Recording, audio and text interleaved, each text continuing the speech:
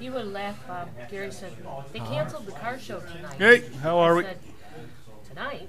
I said, tonight's only Tuesday. He said, no, it's not. It's Wednesday. I said, Gary.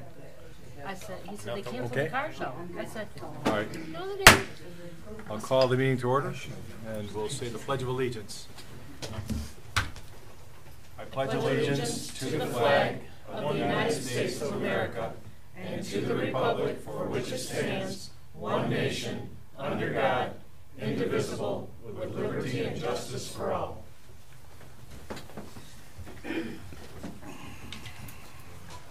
Roll call. Alsop. Here. Cruikshank. Heichel. Here. Shield. Here. Musgrave. Here. Rankin. Here. McKinney. Here. Consent agenda. All items under the consent agenda are considered to be routine and non-controversial by the Village Council and will be approved by one motion. There will be no separate discussion. If discussion is desired, that item will be removed from the consent agenda and discussed separately immediately after the consent agenda approval in its normal sequence on the regular agenda. Make a motion to approve the agenda as presented. Support. There's a motion support. All in favor say aye. Roll call. Sorry. Council meeting, not Yes. a board meeting. Shield. Yes. Musgrave. Yes. Rankin. Yes. Alsop. Yes. McKinney. Yes. Motion carried. So actually, Councilman Cruikshank has to be excused prior to the meeting if council would like to consider that. I'll make the motion that we excuse Dave from tonight's meeting. Support. There's motion support to excuse Councilman Cruikshank. Roll call.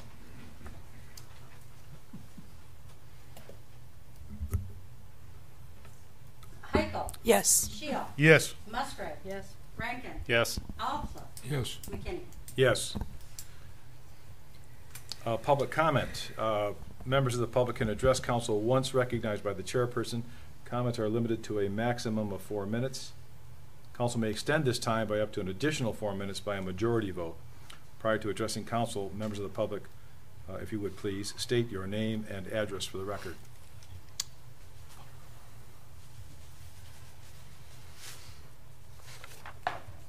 Hello, Tim Colbeck from Main Street, Oakland County, 2100 Pontiac Lake Road, Waterford, Michigan. And I'm here on a very pleasant and happy occasion. We have, for Katie and the hard work and for all the volunteers they've done, a plaque that's recognizing their accreditation by the National Main Street Center.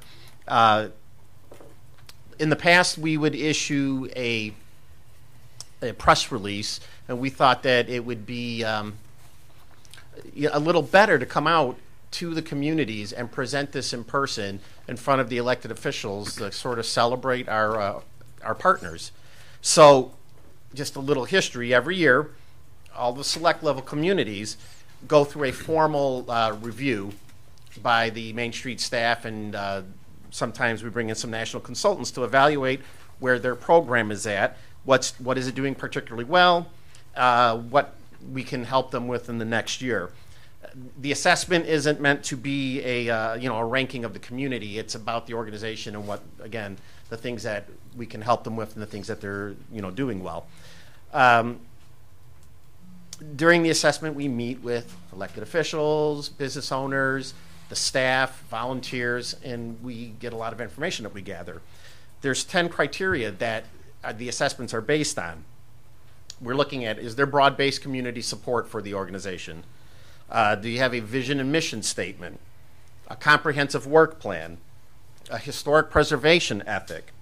Active board and committees? Adequate operating budget? Paid professional director? A program of ongoing training for staff and volunteers? Do they report key statistics throughout the year for us? And are they part of the Main Street Network membership? I'm very happy to say that the answer was yes for all of these items.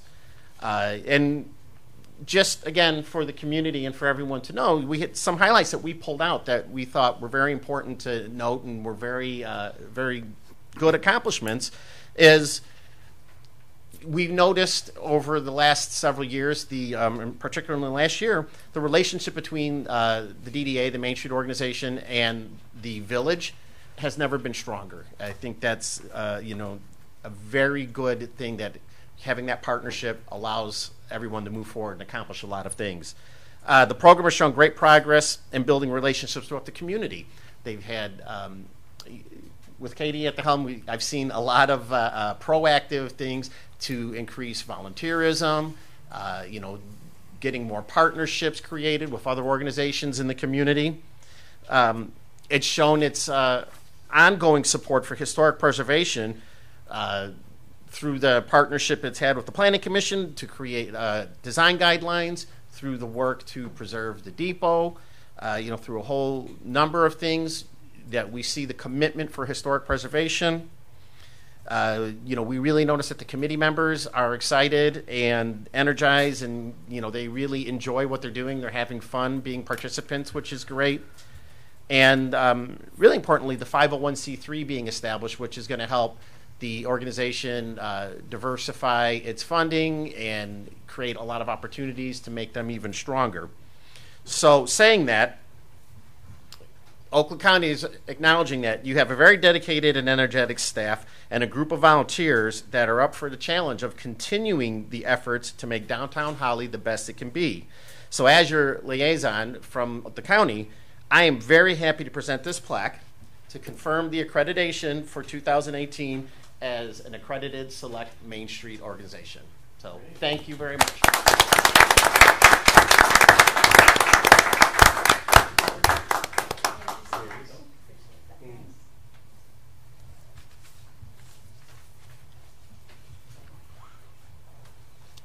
Any further public comment? Hearing none, we'll move on to old business. Item 1 on old business, Waterworks Building Progress Update.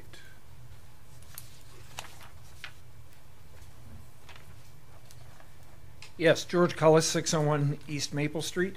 Let me start by passing out these two pieces. They're not part of the presentation or the PowerPoint tonight because they came in. The final copies came in late. You'll notice one of them didn't come in until like 5:30.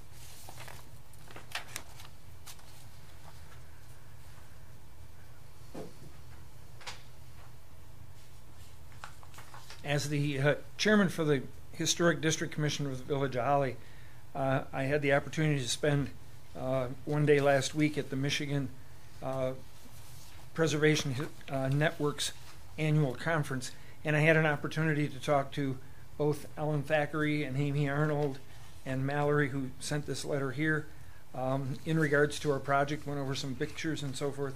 And we had an opportunity to talk about funding and some of the grants that are available.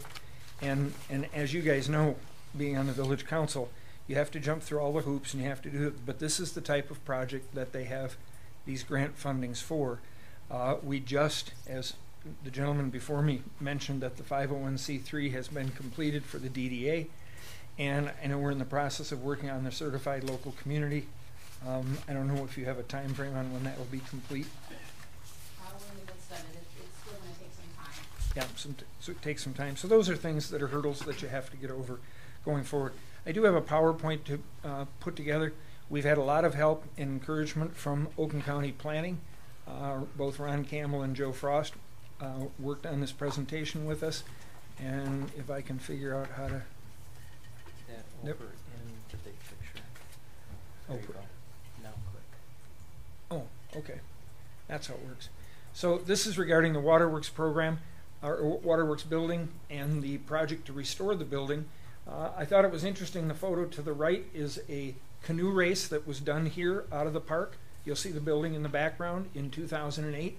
It just shows you how many people will come to the park when there's organized things going on. And of course, we're into the kayaking, which is down in the lower picture on that. And just a view of the river. The Shiawassee Headwater Trails has been working on getting the National Paddle Tray extension. David Losing is here this evening. He had some comments he wanted to make. Did you want to fill him in on the paddle trail, please? Because that's not my department. Thank you, George. Yeah, I think you have to give your address. David Lossing, 211 Hickory Street, Linden, Michigan. I also chair the Shiawassee River Water Trail Coalition. It's a coalition of 19 organizations, which includes the village of Holly and Holly Township, all the way to Chesaning. So we submitted the application in April of 17. We're awaiting word, a designation from the Department of Interior. So it's both our river system, the Flint River system, and 6 other river systems around the country, all awaiting designation by the Department of Interior. If you notice, this past weekend there was a massive cleanup of the Shiawassee River from Holly to Byron. And we had well over 40 individuals out there with chainsaws and clippers cleaning the debris out. So it's now clear from here all the way to Shiawassee County. So there's a huge level of interest, obviously, in the river for economic development and for recreational activities in our own backyard. So it's important to have this conversation, I think. I know there's been talk over the years, do you keep the building, do you get rid of the building, and so forth. But I think there's a lot of plans obviously underway to do something about that and definitely improve the parking lot for either asphalt or a better drop off and so forth, because that makes it a lot easier to get the boats in and out without having the conflict between people and cars. So with that, I'll turn it back over to George. You mentioned that we were waiting. We know it's passed through the committee. It's just a question of when they're going to announce it. Yes. Yeah. Yes. Okay. So just wanted to clarify that. So that's the building as it stands today. These are conceptual drawings that the next step with your graces would take them to the architect and the engineer for final drawings. We do have a grant, or not a grant, we do have a donation to cover the engineering and architectural portion of that. This is the back of the building where it faces the river where the boats go in. And this is a concept drawing. If you look up at the top, you will see the angled part of the building, and because they didn't have the proper dimensions, it isn't quite angled that severely, but nonetheless, you see the angle of the building over there, and that is where the water wheel is to the right. To the left of it is the concept of putting a room up there that would be a seasonal room that a business would come into, and they could do the hot dogs or the ice cream or drinks or whatever they wanted to do up there. There's some tables sitting there. And then you'll see there's a deck out on the front that looks out over the water that looks down to the launch. To the right of the picture, you'll see that there's 2 ramps, one going to the upper floor and one going down to the lower floor, which keeps us ADA compliant. In the next picture, this is the concept drawing of the front of that building. You see the ramp off to the left. The windows have been redone. There's a door that's added there so people can come out on the deck. You'll also notice on the building side to the right that there's windows that allow you to look down and see the wheel and the function. And in the next drawing, I believe, you will see the inside of that room with those windows and the door. If you look to the extreme left of the picture, there's a doorway that goes through to the left of where it says Waterworks. That's into the part where the water wheel is, so that you can see the wheel itself. This is how the building looks today. You can see the wheels in good shape. Those are the 2 wheels that are made out of wood. There's about 3 or 4 steps behind Mr. Hoffman. I made him stand in the picture so you could get a concept of perception of size and so forth as to where you are. In the next picture, you'll see where the rail goes across there so people can come up in there and look and not get down into the other area. You see where there's a concept of opening a portion of that floor, whether it's a window or a larger area. That would be up to how they do the engineered drawings. On the left, you'll see that there's a flat screen monitor, that black square with the picture with the red in it. And that would be where people could come up and get a history of the water wheel and understand how it works. Kettering University is really big on putting that program together. They'd like to make that a semester project to put that together. Those funds are available through the Comcast communication funding mechanism that we have. And then as we go to the next one, this is the downstairs area. This is underneath the wheel where it works there. And Kettering thought that they could put a camera down there so you could see that operation, or if they were able to open up the floor to a plexiglass window so you could see it. They had a couple of concepts that they wanted to move forward on it. The engineering department's excited about getting to that machine with the thought of putting it back together. A couple of the kids went on to Worthington and took some of the numbers that were off of there and looked up the machine and know all about that. So there's educational programs that are here as well. This is the lower level of the building. You see the ramp going down to the lower level, the doors at the back, and that's where the bathrooms would be. The lower level also allows you to have a building for people to go in the case that there are storms, so it becomes kind of a storm shelter because it is built in the ground. The design concept here again is to add to that welcome center to give you some of the story of what's going on. You see the bathrooms to the left. There could be a bench in there for people to sit down and change their shoes. You could put lockers on one of the walls. In this part of the building here, that's what you were seeing there. The windows are off to your right, and then the wall behind you would be where the lockers and so forth go. This is the view of that building currently today from the launch where the people put in the boats. And if you can imagine, you saw the concepts back there with the windows cleaned up and a nice deck around there for the viewing to watch as that process goes on. So people that aren't necessarily going canoeing could stop by on an evening and have a drink or have some ice cream or sit on the deck and just enjoy the park from that standpoint. And then on you go down the river. This was put together with the help of Ron Campbell and Joe Frost. Amy folks from the township helped get it all in a platform from their drawings so that we could see it here. Some of the historical significance in Holly's development: the architectural representative of America's utilitarian architecture, early 1900s. It's a prominent location in Waterworks Park, the namesake of it. The trailhead for the Shiawassee River Heritage Water Trail. This is the first place that you can put into the river, and as David said, you can get all the way to Byron now, and eventually there's another cleanup that will finally get you to Chesaning. Two distinct structures, each reflecting the time period when they were constructed, and internal equipment and workings of the Waterworks building are historically significant as well. Go back to that last slide, please. Oh, I'm sorry. If you could. I'm figuring it out. Maybe not. Don't worry about it. Got it. There we go. Okay.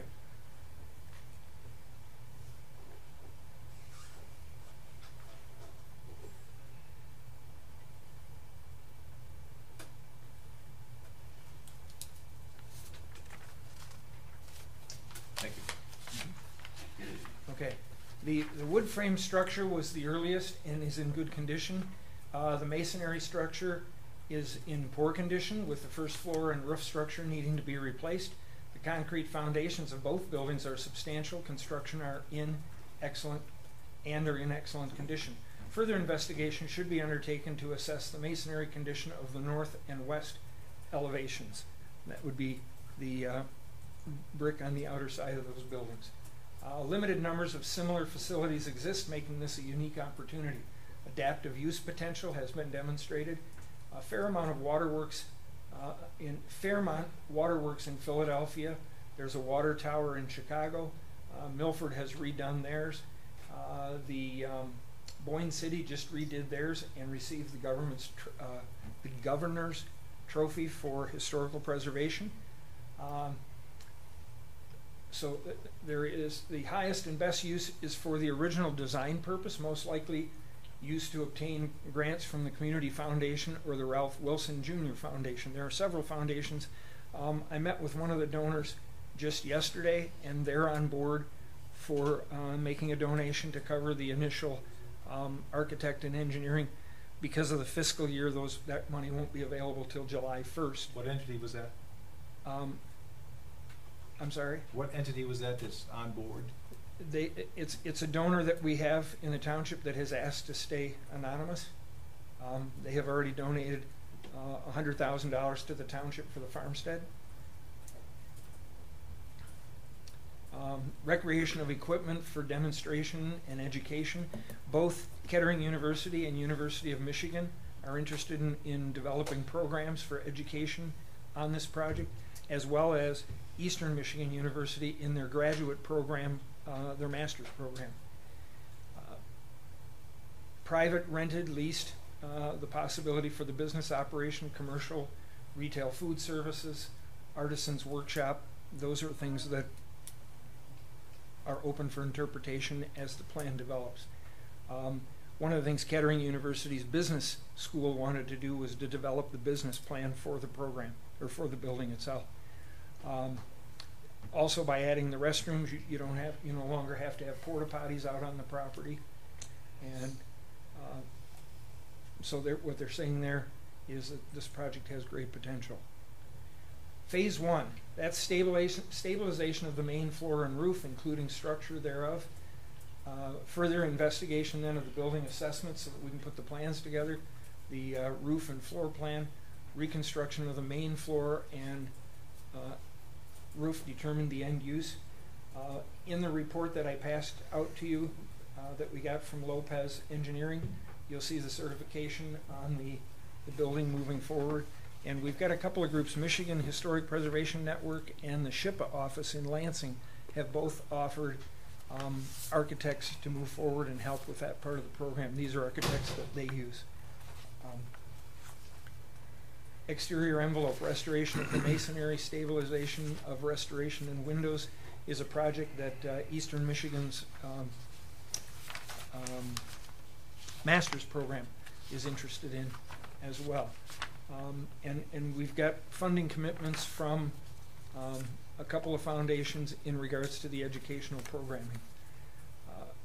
Phase 3 is the interior restoration of the interior, update of the building's electrical system, and construction of additional amenities and department use. Or dependent on use, sorry. These are a couple, Tom, you asked questions of a couple of the foundations that we've been in contact with. There's some information there for you.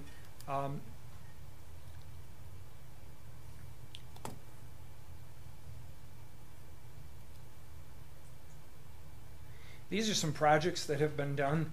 The Boyne City Waterworks building, you can see it was a smaller building. That's been restored now and is used for educational purposes. You'll see some of the grants that have been utilized there. In talking to both of those groups, we are the type of project they look for. You just have to jump through the hoops and get all the paperwork filled out, and there's requirements for the 501c3 and the certified local government for some of these as well. This is another project in Philadelphia. It's a bigger project, but they restored the Waterworks building there. And this last one, this isn't a Waterworks building, but I thought it was interesting because when we look at the pictures of the current condition of our building, it's pretty rough. And this is the condition of the Flushing Depot before they started their project, and that's the end result today if you go up there to visit the building. So historic preservation can attack all levels in bringing back our history.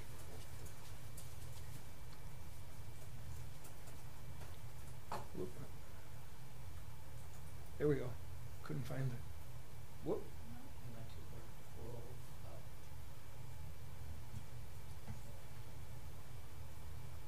I don't know where I lost the last page. Yeah, you were there and then you went through it.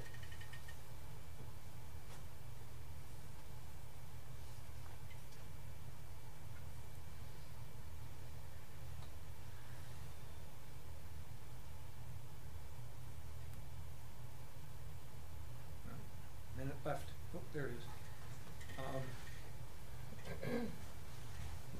Why this project is why will this be a successful project for Holly? These are all of the answers on the right side. These are the support system that you have behind you.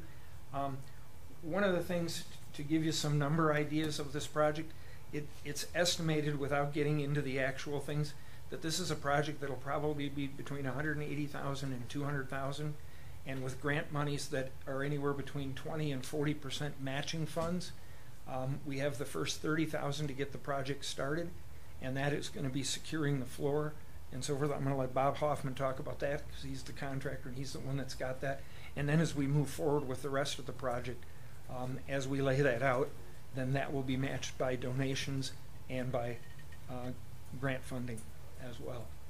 And this is a project very similar to the one they did in Milford. It's a project very similar to the one that they did in Boyne City. You saw those up on the board as well. So I'll let Bob go ahead and finish with this.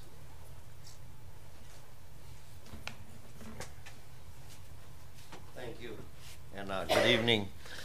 First of all, I want to thank everybody, including the Village Council, who've helped us to this point so far. This will only be done as a team effort. One person cannot do this by themselves, but a lot of people have stepped up to the plate.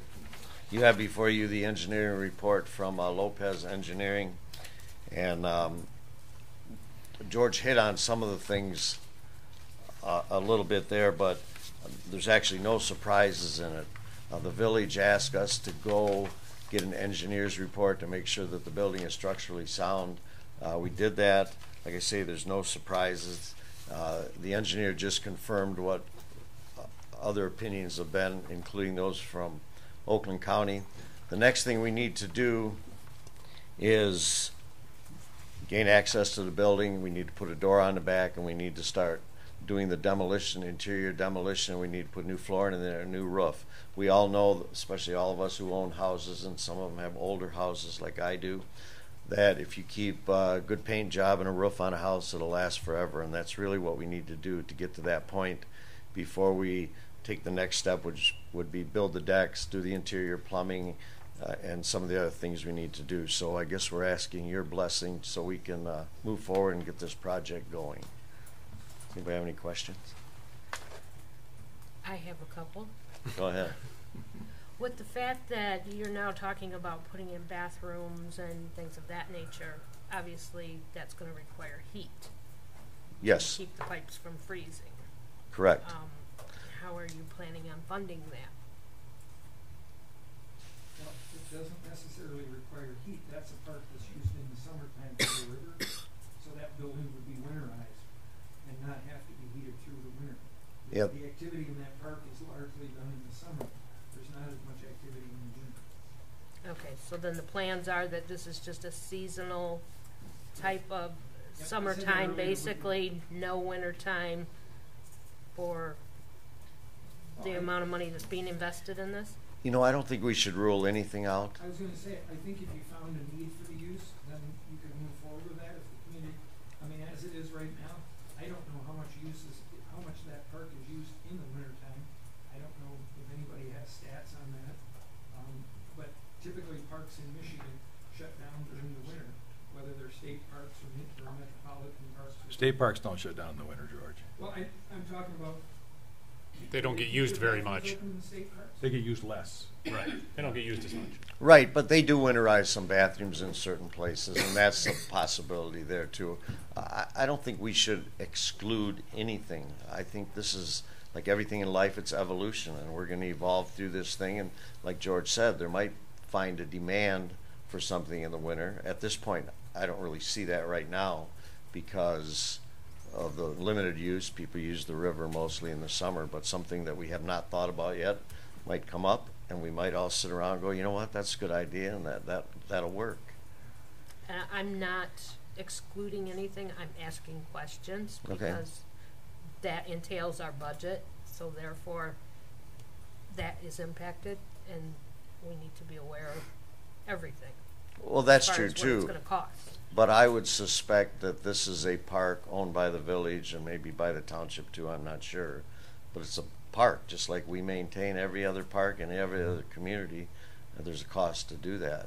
And I think if we get this building back to where it should be, I mean, that's a step in the right direction. And then the cost, including the maintenance cost, will be minimum as we go into the future. Just so you know, so I can add, Kettering university, one of the programs they wanted to do was they want to look at how they can harness enough energy from that building to be self-sufficient. That's a part of one of their programs going forward. And there's a couple of ways to do that, both through the water that comes through there and through some solar panels on the roof. So they've already had those conversations as part of that business plan I was telling you. They just need the go-ahead. They need the access to the building. They've got to lay it out. We've met with, I know we've had them, they've been present at the meeting we had at the Holly Hotel. They were here in front of the council when we began this project. We've had meetings with them since then. So they're all interested in being a part of this building. The kids are excited. This is the kind of projects they look forward to. I thought that, George, I thought you said that you had obtained a grant for the original phase. We have $30,000? We have funding, yes. We have donations, not a grant, funding. And we have a donation. And you said that Bob was going to explain that. What funding are you talking about? I have people, including myself, who will donate the money to put a new floor in and a new roof on it. And then and that's the first thing we need to do. Once we get past that, then we're going to apply for some other grants. We're going to talk to other people who have indicated that they might help us with this, but they won't do anything until we come up with the final plan, and that's what's holding this up. Now we got the 501c3 in place, which is a funding mechanism for them, or an avenue for them to donate money through the DDA, which then they'd be able to deduct it. So basically what was holding us up is the plan, for us to okay the plan then? Well, I guess the planning concept, because what we need to do is I need your permission to go there, and I need to put a door in there, and I need to start working on it, and I will take care of putting a floor, new rafters on it, and a new roof so the building's sealed. Then I'll shingle the other side too, the wooden structure. And then once you do that, then it's at least sealed from the weather. And that's when these different people can get access to the building so they can start doing the next phase of the project. One of the issues is, and I'm tied, as I'm sure Mr. McKinney would know, foundations have to give away 5% of their money, and they have fiscal years that they have to report to. We've got some donors in this town that are willing to go forward with money, and as typically happens, they want it to be anonymous, so it makes it one of those difficult things that they don't want their name out there. But you know, I can tell you the township has received $100. You can tell them it's me, George. It wouldn't be true, but you can tell it's me. Right. But basically, you have not secured, other than your donations that you talk of anonymously, you have not secured other financial grants or anything of that nature yet. Not yet. We have letters from Amy Arnold from Michigan Preservation Network that say this is the kind of project we're looking for. They outline that you have to fill out the paper, you have to submit the plan, you have to see it. I know what a grant is. Pardon? I know how to apply for a grant. But I'm saying we have to have the CLG in place, and we have to have the all that kind of stuff. Mm-hmm. But these are the kind of projects they funded. The Boyne City, they funded those other projects I showed you up there, minus the Philadelphia one. I have a sense that I'm sitting in my house and I have this wonderful contractor and his wonderful salesman telling me why I should invest more money in my house, and I have this wonderful plan and explain how it's going to work, and I'm panicked about the cost, because this is a village asset and the village owns it, and ultimately the village is responsible for the cost going forward. And I think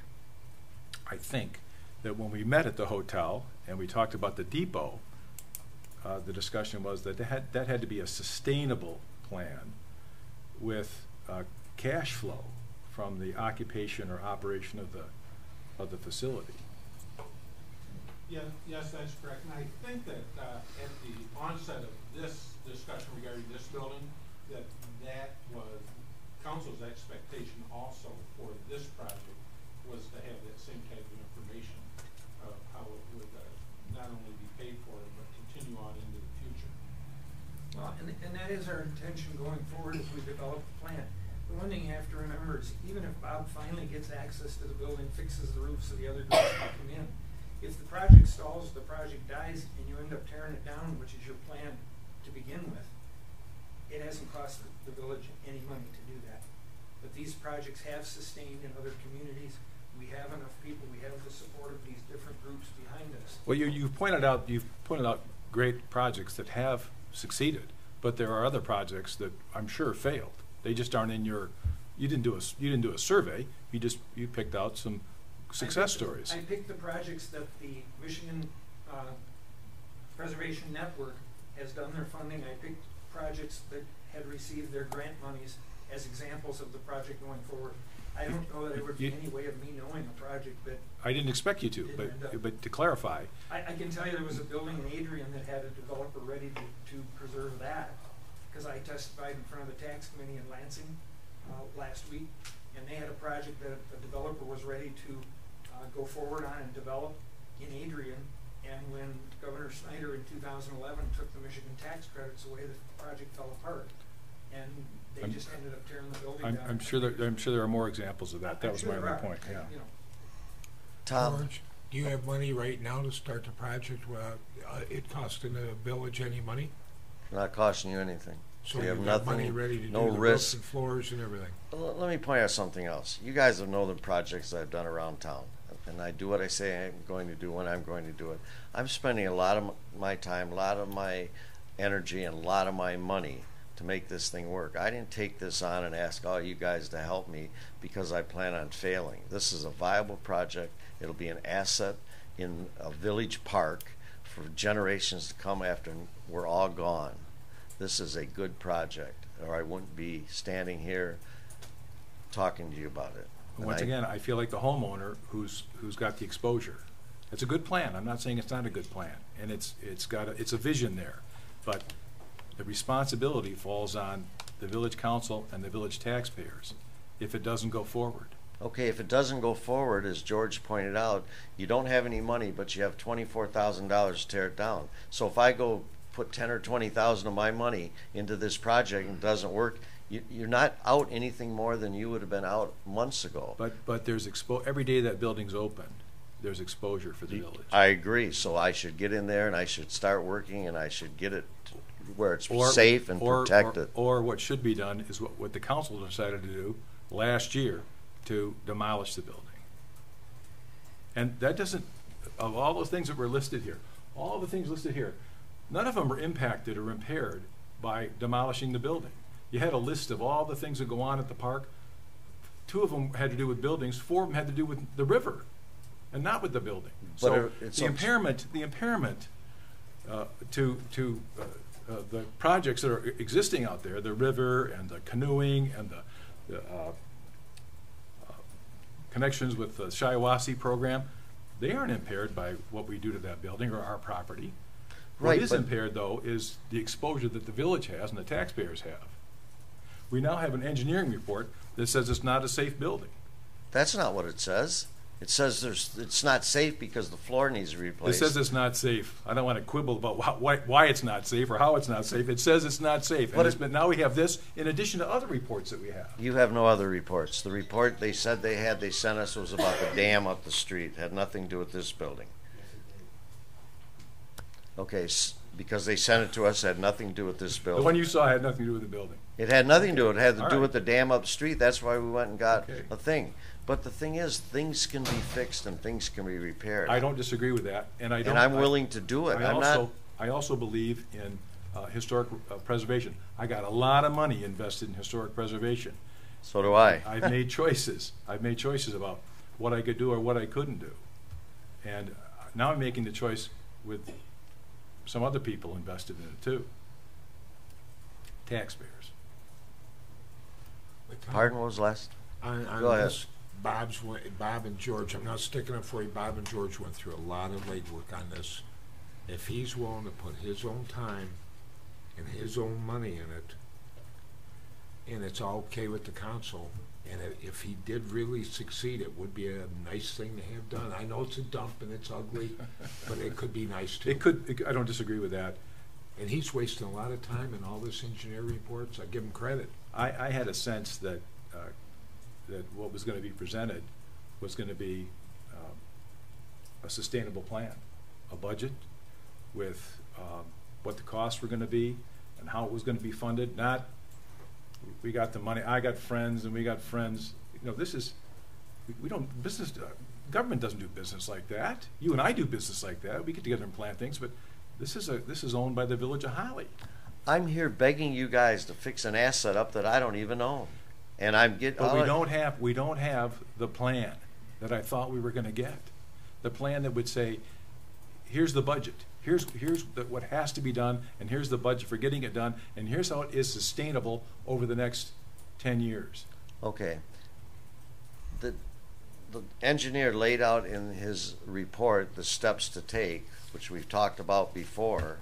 He doesn't say the building should be torn down. He didn't say the building should be torn down. No one said that. You're Right. propping up a dog just to kick it down. No one said that the building had to be torn down. That's a choice that can be made. And this list, this is the first time I saw this list. We just got it. And we're at supplement. I thought you said we'd seen it before. I saw the draft before. We're at I didn't see anything before about 30 minutes ago. Where it's supplemented with what the costs were going to be and how that was going to be paid, something a little more tangible than, I got friends, we got anonymous donors. We're making a decision for the taxpayers. The taxpayers aren't spending any money. This is owned by the Village of Holly. It will be managed and owned by the Village of Holly for the foreseeable future. True. You have a vision, but we don't have a budget. And it's going to fall on the Village of Holly and taxpayers. If 7 things have to go right and only 6 of them do, the Village of Holly is going to have to pick up the tab. For what? But we're tearing it down. For anyhow. what? To tear it down? Yeah. You planned on doing that anyway, and you have the money to do it. If I'm he's trying to taking the stop money that. out of his own pocket, and we don't have to put out that $24,000, right? That $24,000 stays in the bank for demolition, and if you lose 30 grand and we decide to demolition it, you don't get our 24 grand. You Right. lose 30 grand. I would be listening closer and believing more. Were there what I thought was going to be here? The vision and the budget, and all we have is scuttlebutt about you're available and you got some money that's going to come in because you know some guys. You're trying to do a little bit What at do you a time. have? I'm confused, Tom, because what do you have to lose? I don't understand why there's so much It's owned opposition. because I represent the owners. I use the analogy of being the homeowner. The builder and his salesman make a pitch. It's the homeowner's decision. And sometimes the homeowner says, I'm not risking it. I'm not stepping forward with that. I'm tearing down the shed. I'm tearing down the garage. I'll do without. Tom, So don't tell me you're confused. That's I'm an not- artifice well, I because am a you're little not bit. confused. I'm There ex- is risk to owning that and having it in the condition it's in. But you've owned it forever and never maintained it. I'm a taxpayer. That makes it right to keep doing it? No, we're going the opposite. We want to fix it. I'm a taxpayer here too. I love Holly. I understand that. I So- love so Holly. we I've could- invested a lot of money. It's not like I just blew into town and said, hey, I think Everyone loves Holly. Everyone respects history. True. We're all invested in Okay. restoring it. We can disagree about this. And I wouldn't be disagreeing if I saw what I thought I was going to see. Do you want me to come up with a budget? Well, you and You I'll know sit. what? You had 6 months. Okay, then maybe it wasn't clear exactly what you wanted. I told you what the steps are. The engineer I said went what the back and read steps are. I didn't tell you what I wanted. I went back and read the minutes. I wasn't here to tell you what I wanted. But they I just- know that I think you were there when we met at the depot and then at the hotel. No, I never met at the Well, depot. They talked about a sustainable plan and meeting certain requirements for walkability and landscaping. It's not done on the back of an envelope. I don't do anything on the back of an envelope, and I've come to you with conceptual plans a couple times and passed them out to everybody. I do good work, and I'm volunteering. This is no one's saying you're not doing good work. There's not a budget. I don't know what the weight is or what the exposure is for the village to wait till see that this project is done by fundraising. There was a remark that I recall from the meeting at the hotel. Focus on the depot. Don't get distracted by other projects, other issues. Focus on the depot. I've been approached by people in the village. They're not invested in this project. The same people are invested in the depot. I'd be glad to help with that one too, Good. because I think that's a worthy cause also. Well, sometimes you have to choose more worthy. Worthies in the eye of the Because beholder. as Don Wingelmeyer used to say, all it takes is more money to do everything. True. Jerry, what's your opinion, Mr. Walker? Honestly, what's your opinion? Well, I mean, this is a council decision with, I think, something notable that when George was talking in the report, it talked about the inner workings in the building, the water wheel and the pump as being historically significant. And I think that that's very true. I mean, this particular building, if you ask my opinion, it's worth whatever people give it credit for. But I think that those items are historical and have significance, and I think we can do things with those items. The building itself, what scares me about it is getting a little bit down the road, and then for whatever reason, the funding that we hope will come in will not come in. And then it falls back onto the village council of saying, okay, so say we only get $100,000 down the road, and there's still another 100 or 200,000 to go. But once you have that into it, you're not going to be able to justify spending $24,000 to tear it down when you have $100,000 into it. The situation the council, whoever the council is at the time, is they're going to end up having to put that other 200,000 into it, if that's the number. And we don't know exactly what that number is going to be. We do know, Director Clausen's had some contact with the other waterworks building that was done in Boyd. And I think that the cost on that one is closer to $650,000. So, I mean, I don't think we really know what that end number is going to be. And then once if we are successful in restoring the building, I think part of the business plan the president's talking about is how are you going to fund having somebody there to maintain it? Is that going to be a cost? I think as Mr. Hoffman referenced, just a cost of doing business, so having the building apart. Is it going to be the DPW, and then who's going to pay the electricity bills that are there? Who's going to pay for the bathrooms? Just because you have a bathroom there and you shut them down in the winter, your cost doesn't stop because you have a debt service charge that's going to go 12 months out of the year. The sewer connection that's going to go in there is not a regular gravity system. It's going to be a grinder pump type system because of the terrain there. So I mean, there are a lot of different things. It scares me going forward. If we were to sit here today and somebody said, like these other projects, you know, they have endowments already in place to fund them. If we had $300,000 committed just to this project, that's one thing. I mean, Mr. Cullis and Mr. Hoffman and whoever else have been working with, they have put a lot of work into it. Bob, you're absolutely right. But I think what we have still is we have a hope and a dream. And we don't have any way to guarantee that it's not going to fall back onto the village and onto the taxpayers. So, And I don't want to be unfair to George and Bob. I don't want you to have to come back every month and update us. I agree. Yeah. We need to go to work. So we gotta weigh in with a plan or not. And I don't see a plan. Can I talk to George Collins for a second, sir? Mr. Collins? Yeah. You're on the township, right? Could the township go in with the village on a project like that?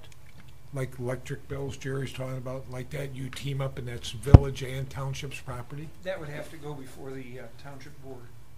I mean, is that something to think about? It's something that I would be willing to take in front of the board, but it is something that would have to be discussed. Because you got that barn taken care of down the road. I mean, I'm not against you, George, but Jerry's right, Tom's right, but you're right too. I mean, I hate to see the dump go, because it's been 30 years and another 6 months isn't going to hurt it sitting there. But to put a roof on it and everything and then have the foundation fall in, or you're a builder. I mean, we both deal with dumps fixing them. We know what it's like. Surprises. I guess my question is, when there was electricity and heat in the building before, who paid for it? I don't know. I was on council at the time. The village did. It's an asset. But I'm And there's with certain you, but carrying costs when you own things in a park, just like Oakland County parks. village township parks, you have a responsibility to protect that asset. And I'm willing to put it in a position where your job will be easy. I think it'd be beautiful. It would I be guarantee neat it would be if it got beautiful. finished. It'd be neat for the community to come down the road, and that'd be nice. Canoes there. Nice you get entryway. restrooms and, treats and food. I mean, it'd be beautiful, but how long is the dream going to take? Now, how I mean, much that's is the it only going to thing. cost? It's nice, a nice thought, Bob. I like it. I guarantee I'll make it work. I think we This is should, what I give him do. a chance. If he's putting his own money, if it goes sour, we're going to demolish it anyhow. He loses 30, 40 grand. Right, Jerry? I mean, if it don't cost us a dime to have him put that roof and do all this work on it with insurance on the property, and if he says, well, I can't get the rest of the money, we have the bulldozers come there and tear it down, and he's out his money. Right, Bob? We don't give you Right. a dime. And I don't do this to I mean, I'm just trying throw to... money away. Because the village people ask us questions. Why are you putting this money out? Why are you doing this? Because we're in the council. If it's out in black and white and it don't cost us one penny and you're willing to put your money out and have it in a couple months, some stuff done, and come to us and say, I got this done. And if you fail, the 24 grand still in the bank to demolish the thing. And then you don't get nothing back. True. There was a report to the council, too. from What a was that? committee. There was a committee appointed by the council that made a report about the historical value of the building. And it had failed in terms of historical value. I thought that committee was set up to find a use for the building. And as George pointed out a few meetings ago, all the pieces kind of align now with the Shiawassee Trail, with Kettering University, which was not available to that committee that was put together. That's why they could not find a purpose and a use. I thought they found that the building was built between 1920 and 1930, and they didn't think it had any Historical significance. historical significance. Well, I don't think that's true. I still, you say, I've got, Kettering, you drop these names, but I haven't seen a budget. I haven't seen a commitment. I'm committed to it with my own money. I don't doubt you. It's like I'm begging you to give my money. You give your money away. I'm going to save you money. Bob, That's you the got- part that confuses Bob, me. Mr. Hoffman, you got 30, 40,000 now to start on it? Yeah, I'll get it done. Do you have that in your pocket now, in donations, To start on Yes. it tomorrow? right now, Yes. to start? I guess I have a question in regards maybe to the plan, I guess, the use or what have you. I think, didn't George state about using it as a possible like snack, ice cream, drink place or something? Yeah, that was one of the suggestions. That would be only after it's phase 4 and completed totally. Right. Yeah, that's I guess what I'm getting at. Wouldn't that be the end result then? That'd be part of the puzzle. Not Another piece. necessarily. You have to have somebody that's willing to come in there and take over that as a business there and operate that before you could do something of that nature. That'd be a good job for you, Debbie. Yeah, free. like I don't have enough going on. You know what? Yeah, true. There's no guarantees in life. But You're right about that. I think we'd be making the right decision by continuing on and saving that building. I think if he's Thank willing you. to put his money out, and we don't have to put out a diamond, and have him start soon, I would be all right with that, as long as it don't cost the village no money. And once it's all done, the village might enjoy that, Jerry. If it's done nice, and it looks pretty. I have a question for Mr. Hoffman and Mr. Collis. How long will it take you to put together a budget for us? Could you use the microphone, please? A I guess secure, that's a two-part question. The first No. part, well, it's one part. I know, okay, it's a two-part answer then. The first part is, how long will it take to secure the building? Because we can't get these people into the building to give us the numbers until we can get access to the building. So that's the first question is, when can the doors and the roof and that part of it be completed? Well, to get in the building, we just need a door on the back. And we got together with Brian and when we went in there before and Steve, and we just took the plywood off, but it should be not easier if there was a door there. We started to put the door on, and then things changed. But the roof's gotta be completed so that it's safe for people in. Right, but we can do a The budget, floor. I guess it, within less than 2 weeks. We need a drop dead budget to look at if we're gonna even entertain this idea, to know exactly what you're putting into it, what you have in donations, what you're putting into it, what you anticipate the costs are gonna be to replace everything in there, and then bring that to us. Because Okay. right now, we're dealing with what ifs, and there's nothing tangible, as President McKinney had said, there's nothing tangible that we have to look at and even make a decision on, other than the fact that you say we've talked to this person and this committee and that committee and whatever. But that's a what if. We need to know what it's gonna cost. Now, I got bids, written bids, for the initial phase that I spoke of, which is the interior demolition and a new floor and new roof. I already have a price for that, and that's the 30 And what's the grand. what's the timeline on that portion of the project? If you had access to the building tomorrow, what would be the timeline to do that kind of construction? Put the new door on, put the new floor on, put the new roof on? What kind Probably of time won't take frame? more than a couple weeks to do the work. But I had my carpenter crew lined up when we started to put the door on, and we're stopped from doing that. But I'll get you a schedule for those guys too if you want, but I'll get you a budget within 2 weeks. But what you mentioned that you already had a donation that you spent on some of the presentation tonight. How much was that? No, What was the question? No, we have the donation for the architect and engineering drawings that'll need to be made to take the project forward. Those can't be done until we have access to the building. How much is The that? presentation that was made, How much is that donation? about 40,000. And about 40,000, Yeah. so it's a ballpark figure. And that's from an anonymous donor. Yes. Okay, you mentioned Comcast is making it, Comcast funds. How much in Comcast funds? Well, Kind of funds? Comcast, the township has they have a Comcast fund. I think the village has Comcast funds. It's the same fund, correct?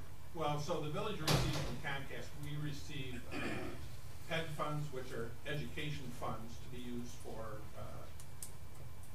video, audio, those type of educational programs. We also receive funds from Comcast for them to operate within our community, but those are general government funds, which means if you use those funds, you're using general Taxpayer funds. So there's no amount on the Comcast funds. That's just scuttlebutt about the availability of it. Well, that was the funds that would pay for those parts of the project. Those what? That part of the project, the monitor on the wall, the educational part. So, but there's no It's the same place we yeah. got the funds to pay for the video that's in here. There's no dollar figure on that though. So the village gets about $3,400 a year in ballpark, Okay. in those PED type funds, public education. And then there, and you mentioned the $30,000 that you have in the bank as we speak. I'm going to save you money. You should keep that $30,000 and give it back. Once again, there's not except for the $30,000 that you have in the bank that was donated to you to make these improvements. All the rest of it's just talk. That's not a budget. You ask me questions and make comments like I'm coming here asking you for money, but I'm not. No, I didn't make comments like that. I said repeatedly that the village is the owner and True. the taxpayers are the buck stops with the taxpayers. So I'm not picking on you, Bob. No, I know that. Okay. But the point I'm trying to make is it's a taxpayer asset. I'm not disputing that. But you have a bunch of volunteers who want to pony up their time, their energy, their experience, and their own money. And it's like I have to argue with you about A bunch. Money. And here's what I know. It's hard raising money in a small town. And we got this depot on the horizon. The railroad is cooperating with us. It has undisputed historic significance. We want to relocate it. I have no idea what that'll cost. It could cost, I have no idea. I have no idea. So this one, it's a smaller project. It doesn't have the same historical significance. And you're collecting money from the same You're looking for handouts from the same faces on both issues. Doesn't On matter where every I get issue. the money. What's that? It doesn't matter where I get the money. Well, it long as matters that you can't keep going back to the well, I think. Well, I think the people that have given me money and pledged money are not the same people that may contribute to the, and that's a worthy cause too. I'd love to help on that one Right. too. And I look forward to you helping us on that one. I'd like to. Well, nobody's insincere about their beliefs in history, and nobody's impure because we disagree about this. But I'm concerned about the village's exposure. I know. It's only, they're going to save money by not tearing the building down, but they're going to own an old building, I think, a year from now and 2 years from now. That's what I think. You know, a few years ago, we were going to tear down through the DDA. We were going to tear down the white, what they call it, the gray. The gray lady. And now it's, we saved that. Well, you saved it. It's absentee owner. Sometimes it's full, sometimes it isn't. That's not a good example in my mind. I don't know that his 4 nice units. They're very nice. Have you ever been in them? I lived in them. They're beautiful. Pardon? I lived in one. You did? Yeah. After I didn't. Matt Who fixed said them? anything about the units? Once again, you're propping up a dog to kick it down. No one said they were bad units. No, but you said that sometimes they're empty and That's what sometimes they are. It's a. that's reality. Yeah. How many years? I understand that, but I don't want to it's- beat a dead horse, but how many years ago was it that half of Main Street was empty? I don't know, and I don't know why we're talking about that. Well, I know. I'm just saying that there's no guarantees in life. There's no guarantees in life. Right. And sometimes I'm you have to take concerned. a little I'm risk. concerned about the. There's no guarantee in this, and there's exposure in this. Hey, Tom, Yes. trust me. Another question to ask you. You're selling me out. You're not getting money from people that are taxpayers that, like Tom was talking, you're getting money from investors, right? No, they're not investors. They're donating money. But it's not, nothing to screw up the village with.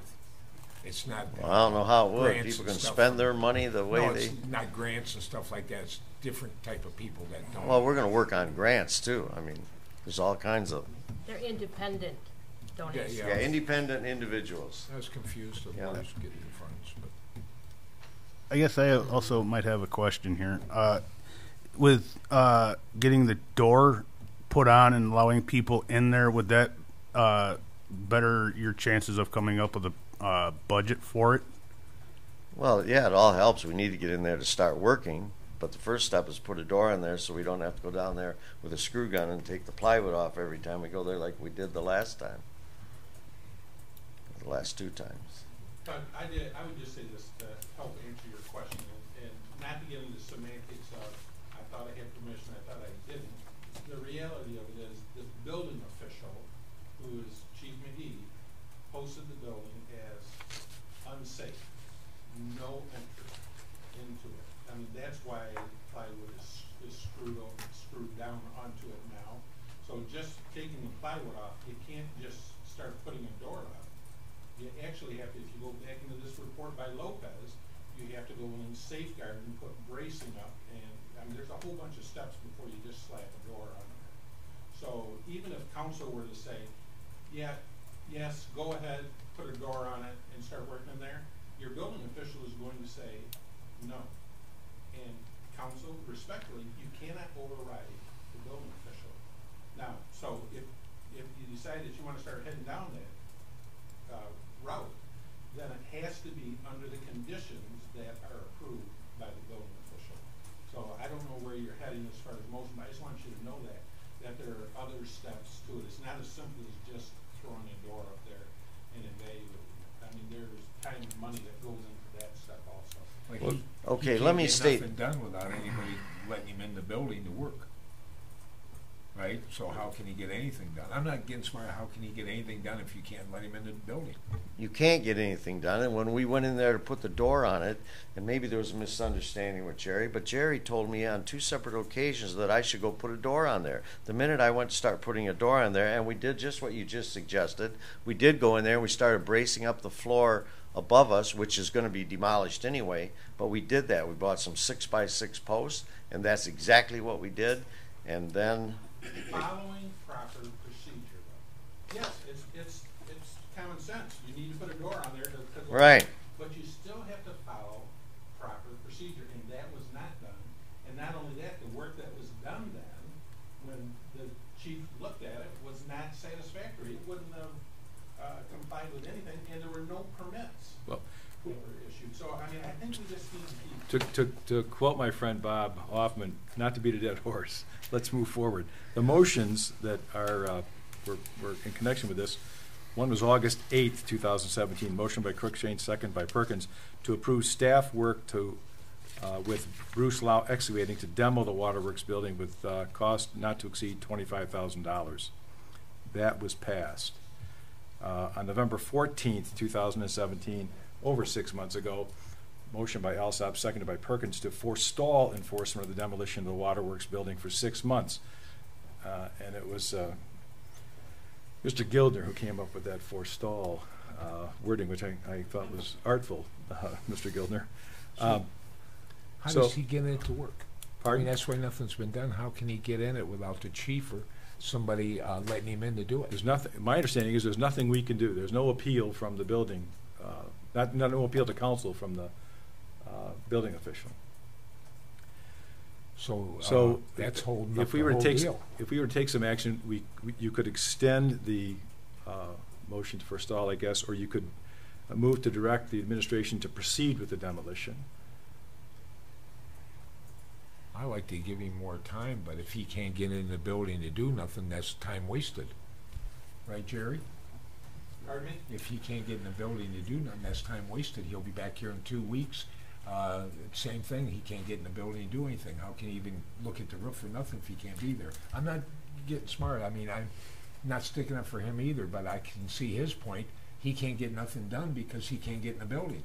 Could we hear from the building official? Could we hear from Steve? I just, my entire job with this whole thing. So I'm confused why it's, My entire perspective is safety. So and just go back to the fire chief before me, he was awarded over $200,000 due to an injury. So my job as building official and the fire chief, but in this perspective, as the building official, is the safety. So as I hear everybody talk, I'm apolitical with this. I'm on the historic. I think that's very important. But what I'm more worried about is someone getting hurt. So as I listen, my concern is, what if somebody gets hurt? So who's going to cover the insurance? And I don't have a problem as long as the village is not exposed. So I'm totally flexible as long as this group and our citizens, aren't out, a potential liability. And we already have been $250,000. So can he put insurance on that building in his name? I think that's for the attorneys in the room to discuss. See, that's the holdup. He can't get in or do nothing. Well, and so I'm protecting. I agree. I am too. Yeah. So people. That's kind of where we are. It's a tough place, and I don't know how to proceed other than if nobody can go in, nobody can get hurt, and we're not exposed. So that's where I am right now. Whatever the attorneys and the council decides, I'm sure the village manager can put that together. Yeah. It's over insurance. That's the problem there. For me, right this second, that's my problem. And again, back to that $250,000 we've already paid. I remember that. Okay. He fell through the floor and broke his back. I guess my question is, on that note, would Mr. Hoffman be carrying the insurance then to protect us? I don't think he can secure insurance. I can't imagine an insurance company that's going to allow him to insure property he doesn't own. I see. Okay, but don't contractors have construction crews that work on buildings that aren't theirs and they're insured through some method, through some mechanism? We're talking different things. So he would have workers' compensation insurance, but liability as it relates to the building belongs to the village. And that's Okay, something that he can so. insure. Okay, so I guess my confusion, not being a lawyer, I guess, what would say we want to allow Bob to go in and fix the floor and put a new roof on and do all that. How, if we can't get him into the building because we're liable, how can we get him into the building to fix anything? I'm really lost on that, because I know that people construct buildings that they don't own all the time, and the people that are working on them are, I mean, the people that own the building aren't liable if a worker gets hurt. I guess I'm a little lost there. Well, if his crew was allowed in, we could try to come up with an indemnification, release an indemnification whereby they hold the village harmless from any and all liability. Frankly, that makes me nervous, because those things are not rock solid, but that's the best I think that we could do, is hold that out as an option. Mr. Gildner, also, some exposure can't be waived by persons who are injured. So you can say, well, sign a waiver, but they'll all say, well, you can't waive certain exposure, you know, so. I mean, we do it, right? You go to an amusement park, you sign a waiver. You ride horses, you sign a waiver. But there is still lawsuits filed over those sort of incidents and accidents, and it's because courts have said those only go so far. And I don't know the full extent of the incidentals here that you may be taking up. That concerns me. So they're constructing a new building in Fenton. If a worker were to get hurt on that building site, would they be able to name the owner of the building in the suit? They would look for every opportunity to name the owner. So that's a possibility. Absolutely. Okay. So then now I'm less confused. The only thing you can do, you get workers' compensation from your employer, but if the property owner is negligent, you sue the property owner, and they reimburse workers' compensation. Okay, I'm licensed by the state of Michigan as a builder. Never had any blemishes on my license. I'm fully insured. I have liability insurance. I have workers' comp insurance. I have general liability. I think I have an umbrella policy. My employees are covered. When we went in there before, we were told that we had to sign a waiver holding the village harmless. I had my employees sign that. And of course, you guys still have to insure the building because you own it. Even if it were somebody's house, if I was working at Tom's house, he still has to insure his house. But all contractors, and you have to make sure they do, carry these particular insurances. And workers' comp, you're required by law to carry that. So anyway, I'm insured. Can I just ask a question of curiosity as I try to understand this? So when we hire the contractors to do the fire hall, we will still be liable while that contractor's in there? Is that how that works? I don't understand your question. If we're You're talking about a contractor going in to rehab a building that's owned by the village. Yes. The village now owns the building on Saginaw that they're going to rehab for a fire hall. Yes. When we hire a contractor to go in and do that rehab work, we're still going to be liable? The contractor has workers' comp for him. If you're negligent in the ownership or operation of the building, they'll file a claim against you as the property owner, and that's why you have insurance. And so you're saying that the condition that the waterworks building in it is in constitutes a negligent there's been a claim there. Situation. We have a report that says it's got rotting wood in the structure. We're on notice several times over that this is a dangerous building, and our building official has said don't go in there, and that's the last word in the village. George, how did you move that big barn? How did you put insurance on that, the barn you just moved? Apparently I'm learning from these attorneys that we didn't, because the township was liable.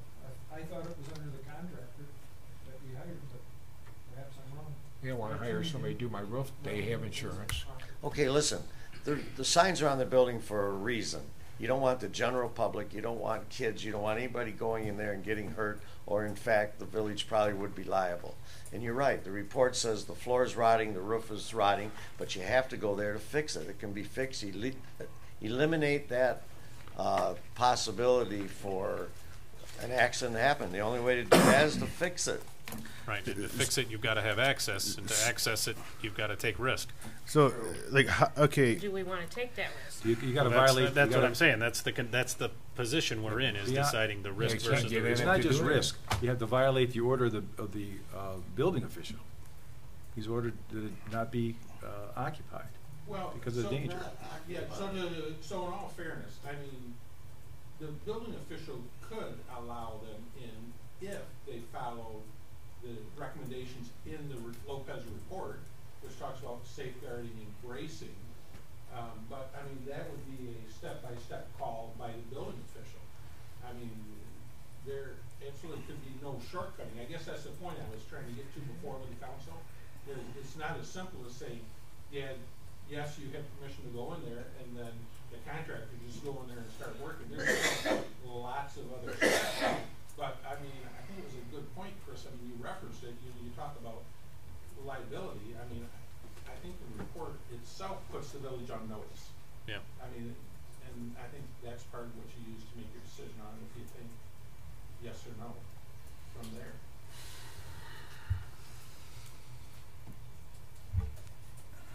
I feel sorry for Bob because in good faith he's trying to do something with it. What he don't own, he's not going to get nothing out of it. He's in good faith he's trying to do something, him and George, and we're not letting him in there to do it. But it needs so much work. Everything's kind of a triangle on this. I feel sorry for him because he's went through a lot of work.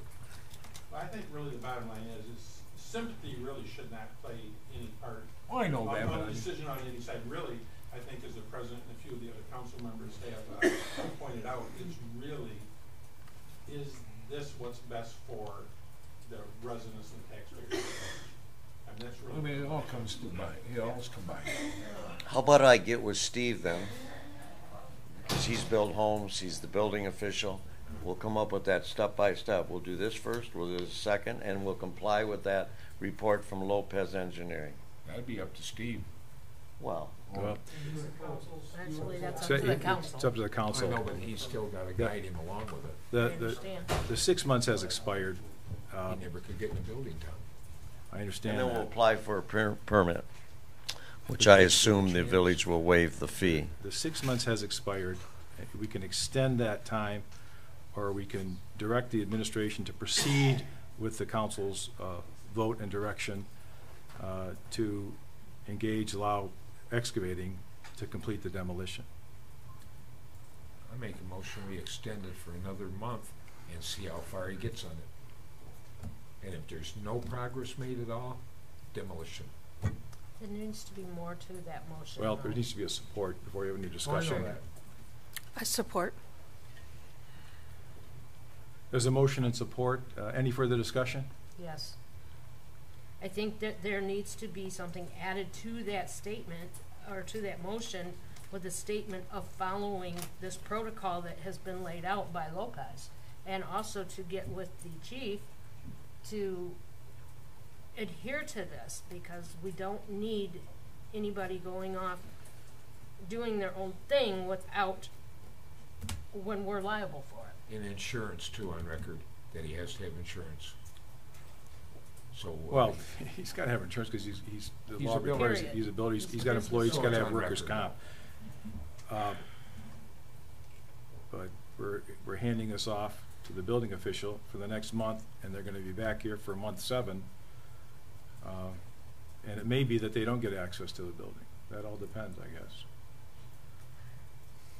I have no problem, if Chief McGee is willing to work with them, I have no problem putting this off for a short amount of time.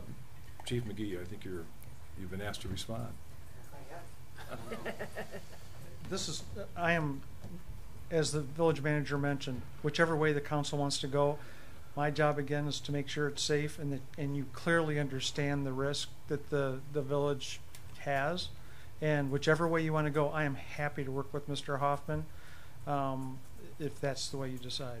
So whichever way you'd like is fine with me. Could you get with him real soon, because we're not giving him Whenever, a lot of time? tomorrow, you betcha.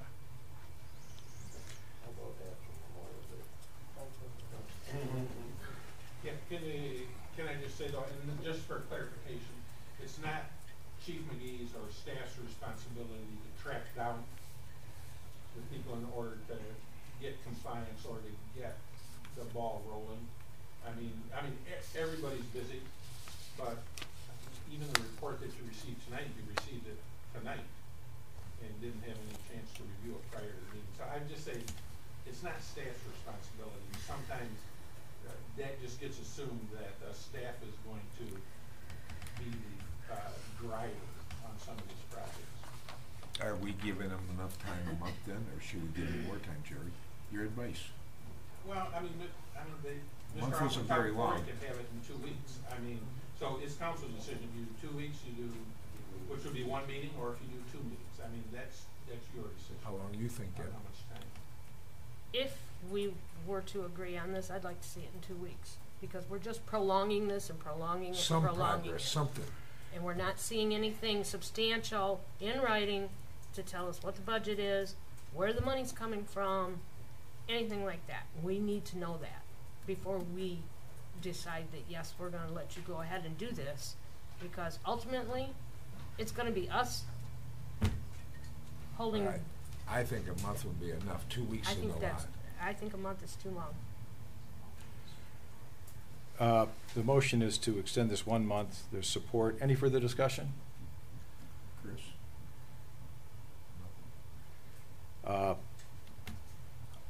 I like you guys, George and Bob, I like you guys, but I don't support this. I want you to come and work with me on the depot. How could you not like? How could I not like you? That's true. Roll call vote?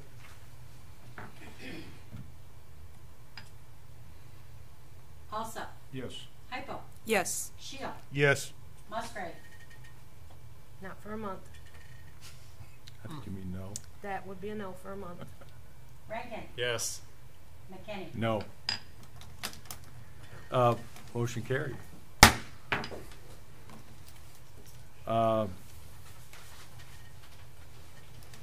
Old business 2, consideration of demolition. I think we've answered that. I think we'll forestall that. I'll make a motion, we forestall number 2 for 30 days, or until for 2 meetings. I'll support. For that same month. I'll support. Motion and support. Any further discussion? Hearing none and needing none. Roll call vote. Musgrave. Yes. Rankin. Yes. Alsop. Yes. Heickel. Yes. Shield. Yes. McKinney. No. Motion carried. So just for clarification, when we're doing scheduling, council's postponed a month. Do you mean 2 meetings, or do you mean 30 days, which means it won't 30 be days. considered until July? It's your motion. It's your motion. I want it for 30 days. Thank you.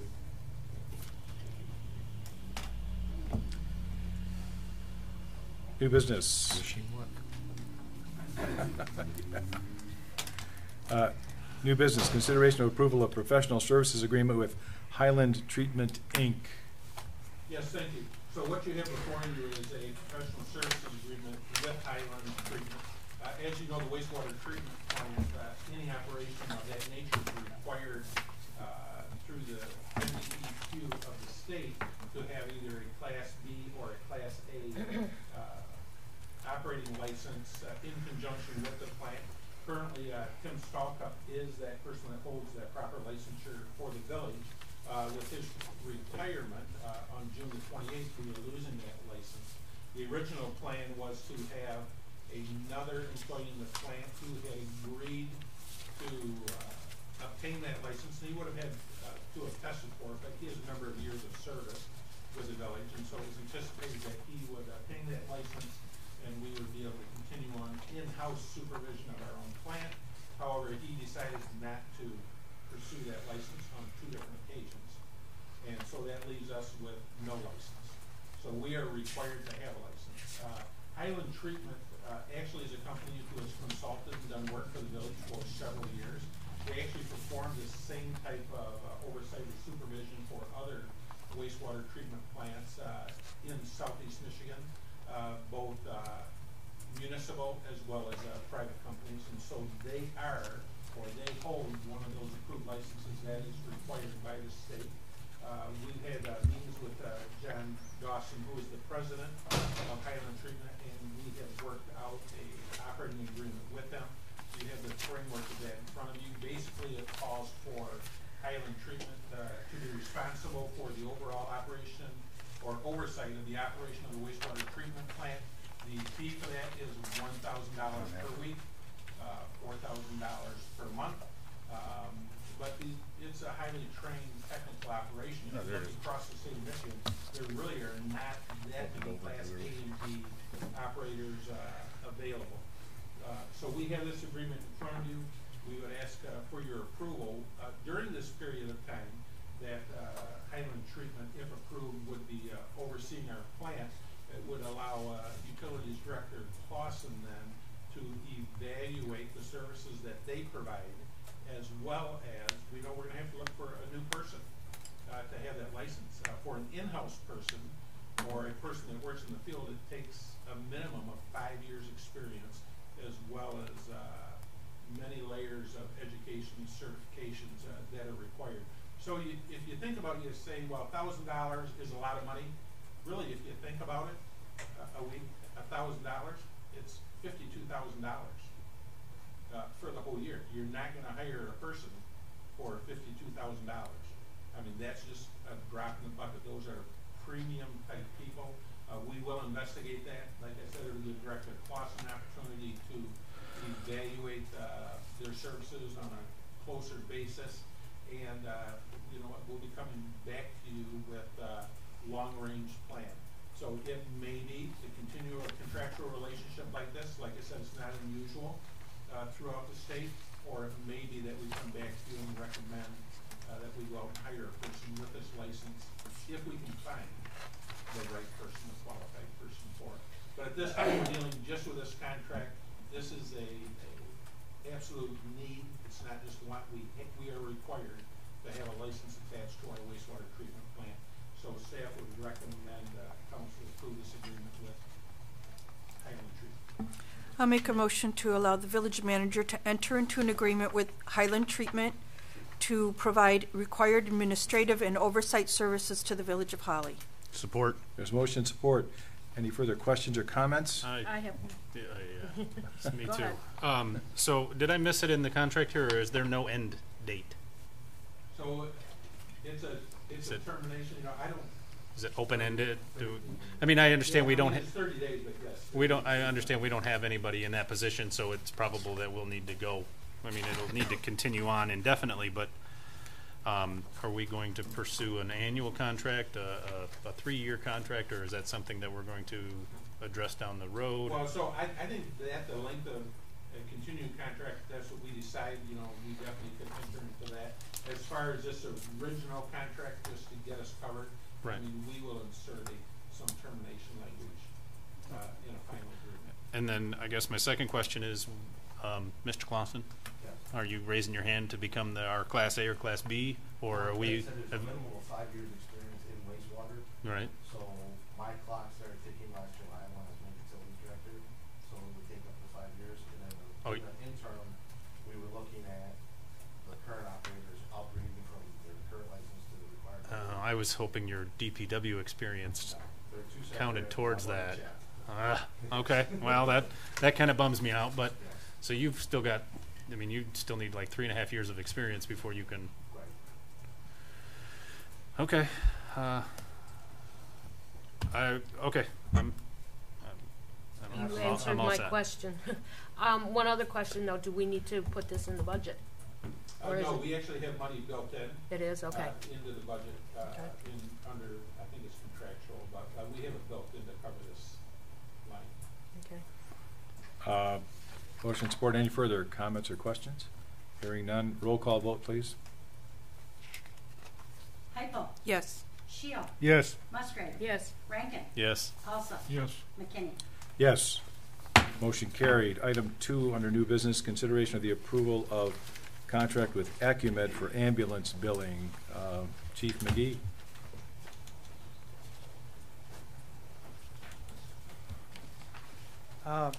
Basically, this is, now that you've approved us to move forward with the ALS, we have to, as I mentioned, find a billing company. We looked at many, and Acumed is our suggestion. We use ESO, which is a software program to enter all the data, and it's integrated into their system. The quicker we can get this done, the quicker we get our Medicare and Medicaid numbers. Again, this is the least expensive. It's a 5-year contract. And then if we, after that, if we want to get out of the contract, there's a 90-day, they call it wind down, to separate out. Groveland used to use this. We went to Star EMS, the ambulance company. They're going back to this, I believe. Many agencies around the state use this.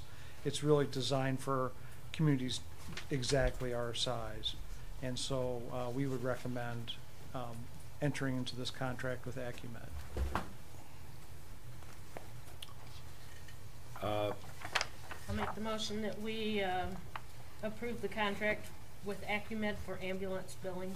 Support. Motion and support. Any further comments or questions?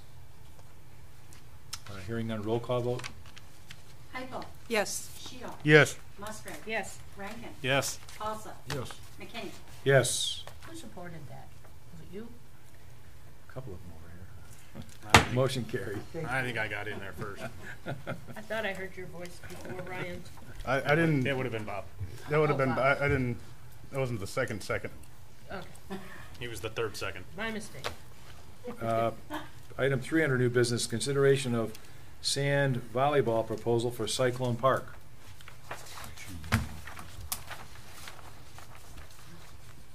Good evening. Good evening. Hi. How are you guys tonight? Good. Good. I'm Mark Mensler from Chaos Volleyball. I think before you have a plan that we are requesting to put some sand volleyball courts in Cyclone Park.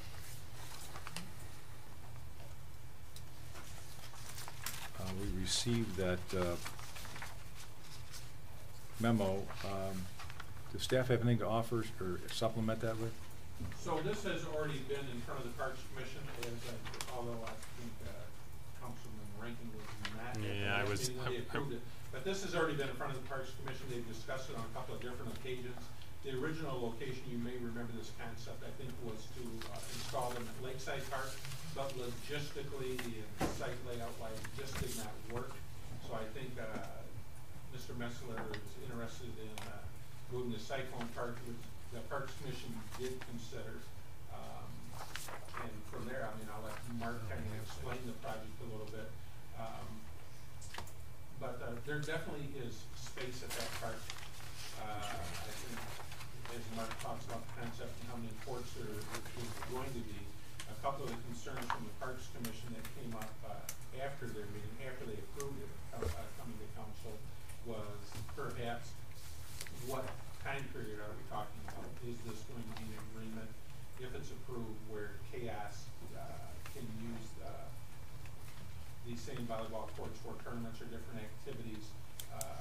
Going to be a 5-year, 10-year, 20-year, and indefinite. I think the thing to keep in mind, and I'm sure Mark will talk about it, is they are willing to invest several $1,000s, probably, I'll let him give the number, several $1,000s into this public park. And so, you know, obviously they have some skin in the game, for lack of a better term, for this. And so they have some intended uses.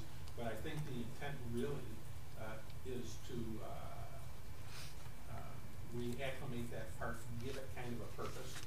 So it's a very quiet park right now. There's not a lot of activity, even though there's a softball diamond there, but it's not used very often.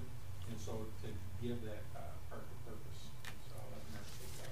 Yeah, we're looking on the west side of Cyclone Park is where we're going to put the 6 volleyball courts. If anybody's been by there, you've probably seen that there's stakes already up in the air. I've had a surveyor already out there to kind of figure out the balance of the land. We have to strip the topsoil off, and we're going to have to import sand. The sand is currently proposed to be donated to us from the levee companies, the Holly Road Pit. We have a local contractor that is looking at donating his services to actually do the excavation work there and install the sand for us, and et cetera, et cetera. We're looking at putting 6 courts in. I've been asked that, is 6 courts kind of excessive? So in sand volleyball, unlike our indoor volleyball that we participate here in the Carl Richter Community Center, we play 2-on-2s or 4-on-4s. Indoor is 6-on-6. So everybody thinks that it would appear that 6 courts would be excessive. Actually, so you really only have 20 girls playing potentially on those courts with having 6 courts like that. Also, from a perspective, from my point, I have a contractor in there already. He's going to move the dirt. We're going to move sand in. So I might as well, at this point, build what potentially that we're going to need going forward in the future. We have every intention of the community using these courts. It's kind of amazing to me how many people have already heard about this concept, and I've had adults come to me wanting to know if there's going to be adult leagues that they'll be able to participate in. Our purpose for the courts is, again, making the park useful. We also have intentions of running AAU tournaments out of that park. We currently run, if anybody's aware of Chaos Volleyball, we run AAU tournaments here out of the Carl Richter Center from January 1st to June 1st. And in any given weekend, we probably have 30 teams in here. All those people, I shouldn't say all those people, there's a numerous amount of people that are going downtown, eating at the restaurants downtown, walking through town. It kind of surprises me is how much traffic we create through town there. We're hoping to do the same thing through the summer months. I will tell you that the sand volleyball is not going to be as intense as our indoor season. We're looking at potentially holding a tournament maybe twice a month, whether it be a Saturday or a Sunday. It's not going to be every Saturday and Sunday. We're looking at practicing out of there maybe 1 day or 2 days, and then having a league maybe 2 days a night a week. So, Have surrounding residents been informed? When I went to the parks, I know that one of the parks representatives had some communication from the residents there. I don't know if it was positive or where that went at that point. Do you know, Chris? Might have an idea. No. I don't know of any formal outreach that was done. We didn't have a public hearing like we did with the previous venture that was shut down. But not to my knowledge, that has not been brought up. I've had communication with a few, just bumping into people, and the people in the area seem receptive to the idea. Now I'm sure there's people that are going to not be receptive to it also. I know parking was a concern. We're looking at potentially enhancing the parking that already exists at Cyclone Park by bringing in some HMA millings and making a better parking lot over there. I've also going to reach out to St. Rita's. They own the piece of property there on the corner, and they have a parking lot there. So it's something that if parking isn't sufficient in the park, which I would suspect that it is, then we'll have conversations with St. Rita's about possibly using that and try and keep cars off of Baird Street there. Yes. Okay. I have a question. It says here in your presentation that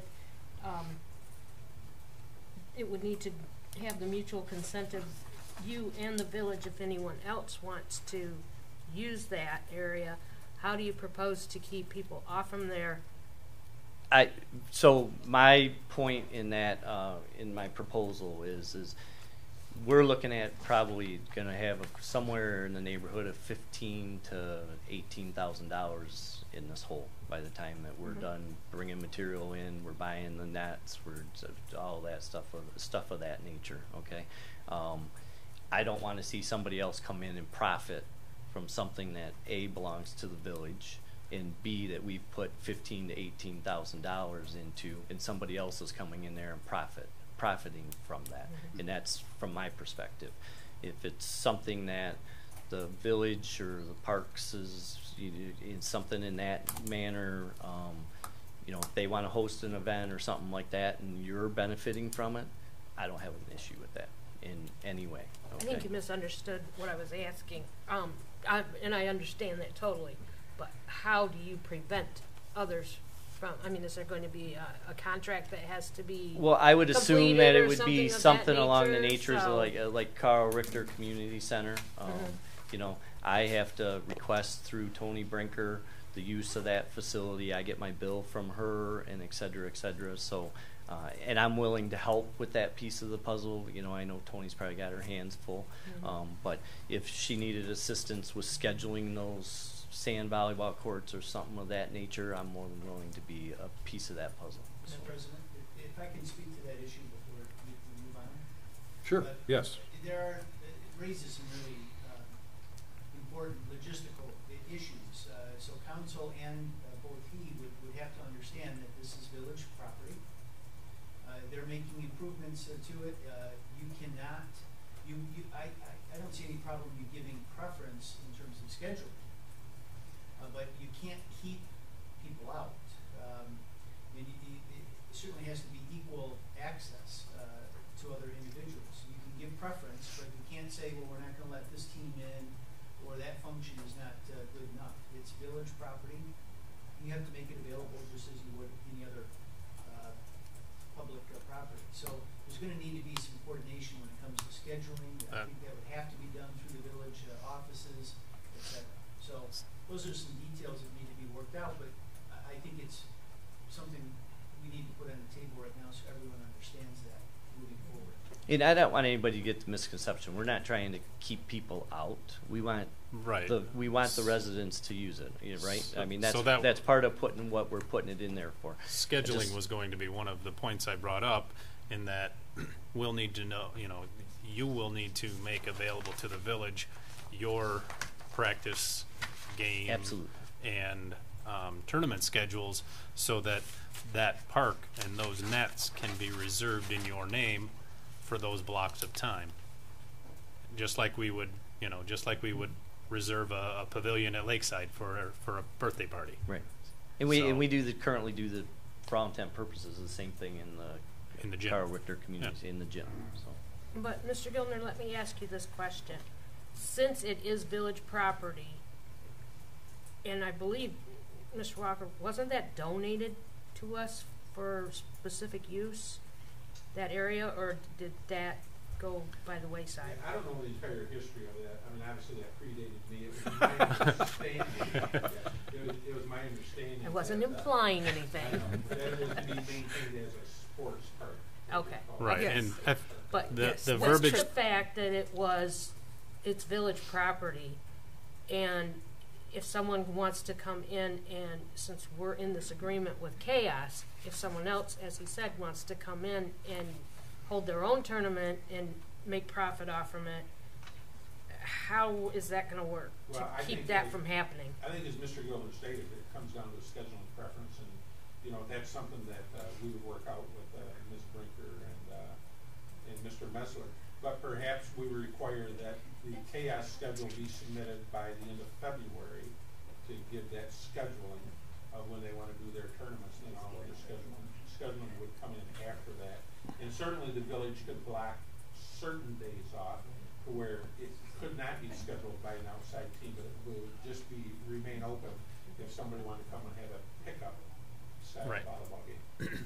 But if somebody wants to come in, if, say, Chaos is not scheduled for a certain time frame, and someone else wants to come in and hold a tournament that is not involved with the village in Chaos's agreement or contract, whatever, how is that going to work?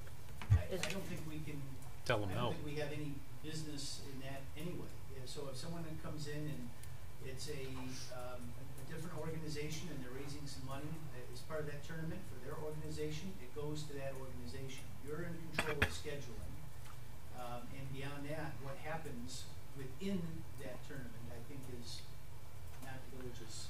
Right. I think if somebody wanted to come in and use the softball court for a charity or for a charity softball game, and they scheduled it far enough in advance, and there wasn't anybody else that had already scheduled that ball field, they would be allowed to use it. And this, I think, is going to end up being the same sort of village property, where if Mark's group isn't already scheduled to run something on that date, and somebody wants to come in and do a charity volleyball game, we will have to allow that.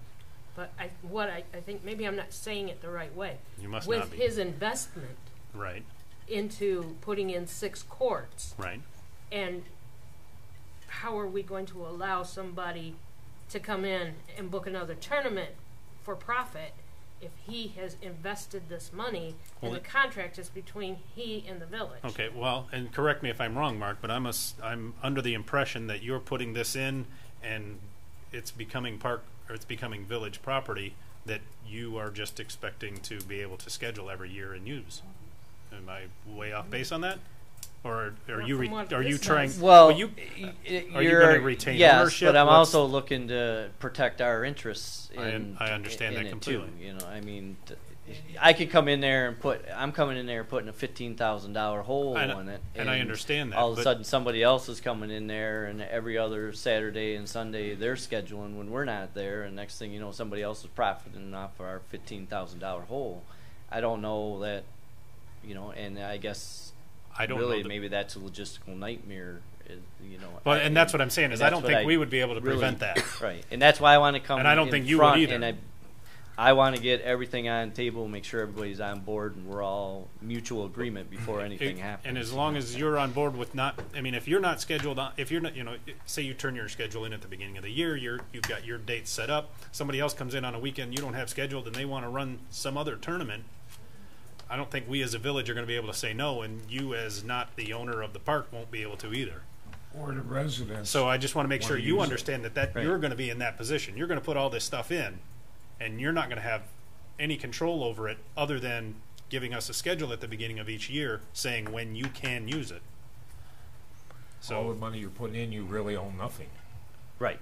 I Right, mean, for this all is intent basically purposes. becoming village Right, property. right. Mr. Gilder, you had further thoughts? Well, that's why I mentioned it when I did, because I think it's as much for his benefit as for yours. That's exactly the arrangement. He is essentially investing in village property. Once he invests it, it's village property. And he could have priority in terms of scheduling, but beyond that, I don't think that he can restrict who uses it or That's- under what terms, nor can the village. And I think that, I mean, I'm okay with that because I know that you'll turn in your schedule at the beginning of the year. You'll have your dates set up. You'll be able to use it when you need to use it.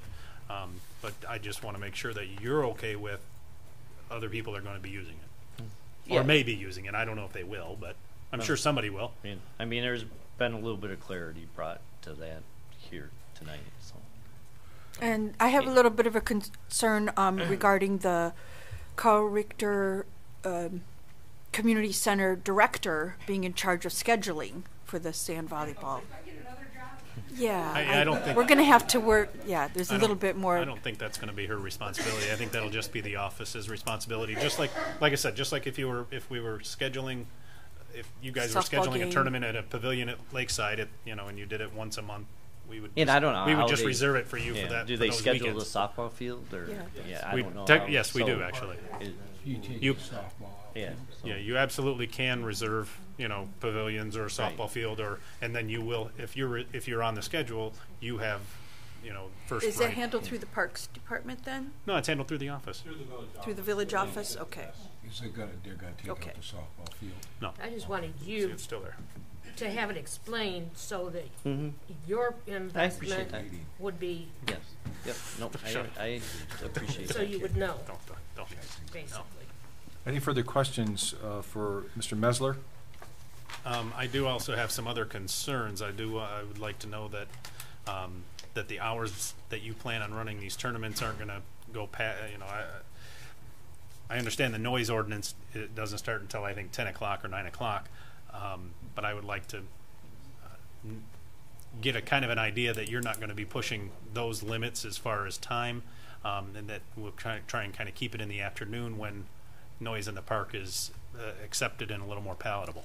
Yeah, I mean, we're gonna follow whatever ordinances that are in the village, and obviously we want to be good neighbors. I Right, think and that's anybody what that I'm- has that's- dealt with that's what us I'm going for. understands that we want to be good neighbors. That, and I can't morally sit here and tell you that something's not going to run longer than what we anticipate it to run. That may happen on occasions. We'll limit guess it what and I- control it as much as we can. I guess what I'm curious about is what do you expect? Like if you have a Saturday tournament, what's kind of the time frame you expect to run those? I would say that if we ran sand volleyball, we're going to be somewhere starting at 9 o'clock in the morning, and we would be done in probably 4:30, 5 o'clock, 6 o'clock. I mean, that's kind of our indoor schedule. Okay. I wouldn't really, truthfully, anticipate that it would run that long, but Right. I'd rather be. Yeah, and that's okay. me ask you this. Knowing what you know now, are you still wanting to invest into this? Yeah.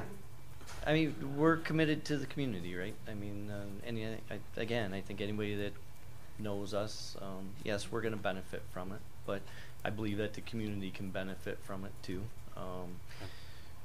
Right now, it's just grass sitting there with some old soccer posts that are rusted, and you know, so I believe that everybody can benefit from this scenario. I think activity in a park is great. If it gives some of the kids, the local kids from around there, a place to go and something new, beat around in the sand or whatever they might do, then great, somebody's benefited from it. You know, they're over there, they're not off doing things that they shouldn't be doing. So.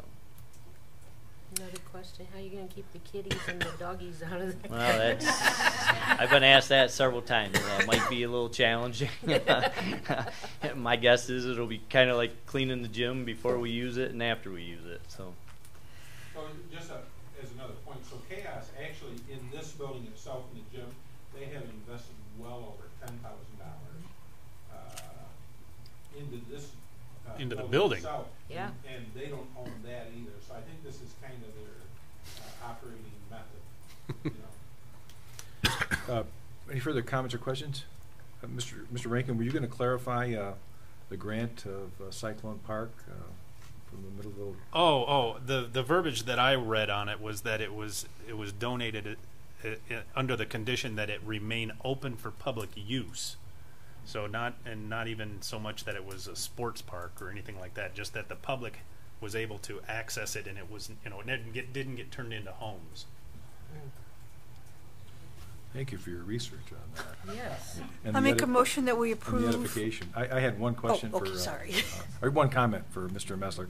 Mr. Mesler, when you have these events in town and you draw crowds, Richard Kinnaman should know about that. He works with the chamber, and he can let the restaurants know that your group is in town and get some volleyball specials on the menu for your participants. They'll be in town every other weekend and all summer well, long. They're pretty aware. Actually, we have pretty much, I shouldn't say all, but we have quite a few of the brochures from the businesses downtown that we put out on the table as people come in and out. I want the businesses to know so you can get 50 cents off on your burger. And, Mr. Kinnaman's the man who can help you. He's in the same building here with you.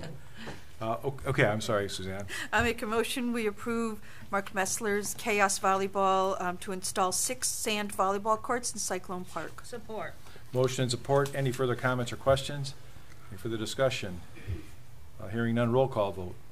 Shield. Yes. Musgrave. Yes. Rankin. Yes. Alsop. Yes.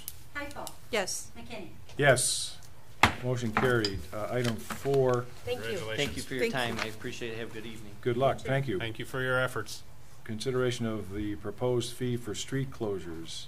Yeah, so this is an item that we talked about in a couple of previous council meetings regarding the closure of streets in the downtown area. So basically, we're talking about South Saginaw Street between Maple and the railroad tracks.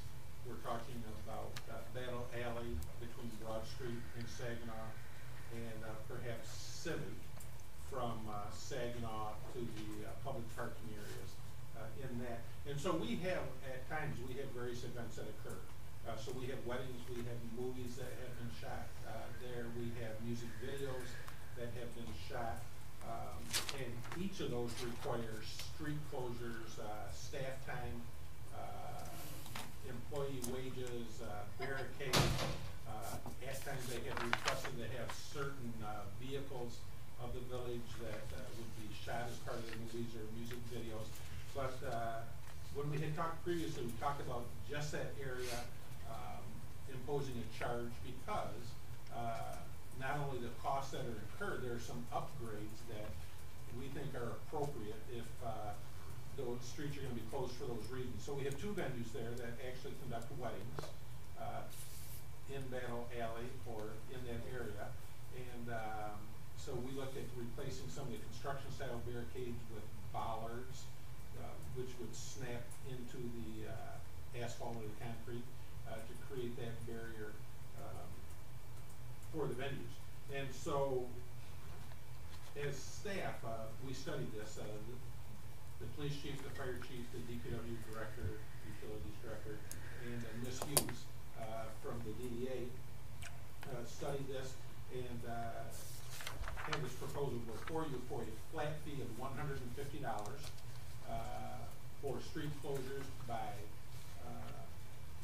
organizations that are not nonprofit. So any organizations which are for profit.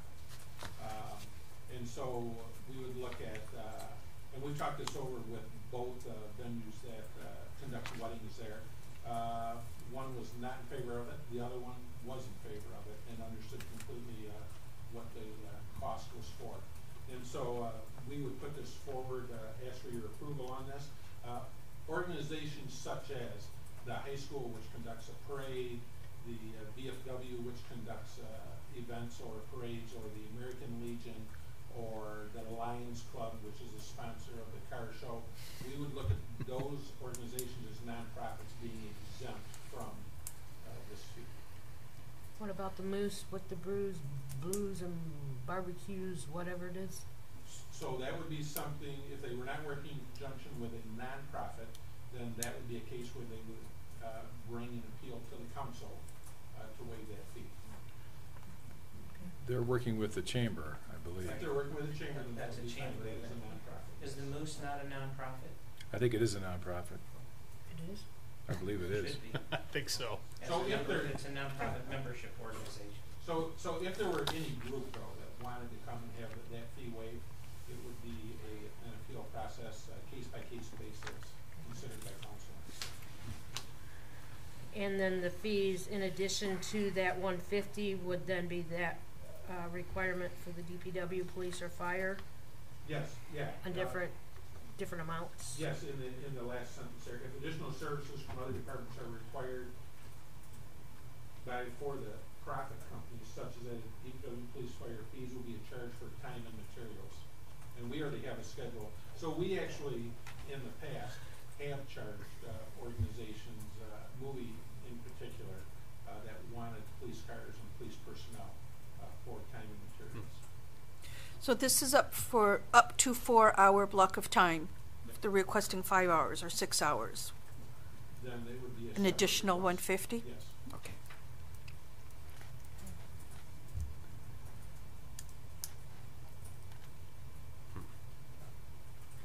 Okay. Any further comments or questions? Well, I guess I'm curious, are any of those additional the additional services that we're talking about that have additional fees, are any of those something that are normally required for just a regular street closure? Or are we talking like porta potties and, like you said, extra police presence and those?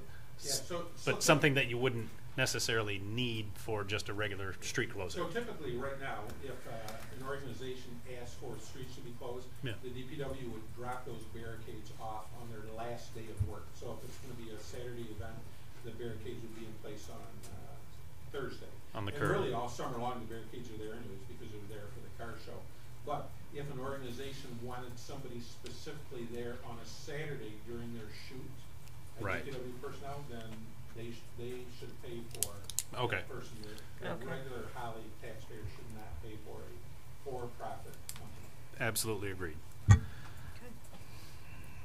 think a big thing to consider too is what the cost of those fees would go toward, which is reinvesting right back into the community. So to purchase those bollards, those nice looking, say a black wrought iron versus an orange and white, if you were a bride, you'd probably much rather have something nice in the backdrop. Then that orange and white barrels. So those fees then go toward that purchase.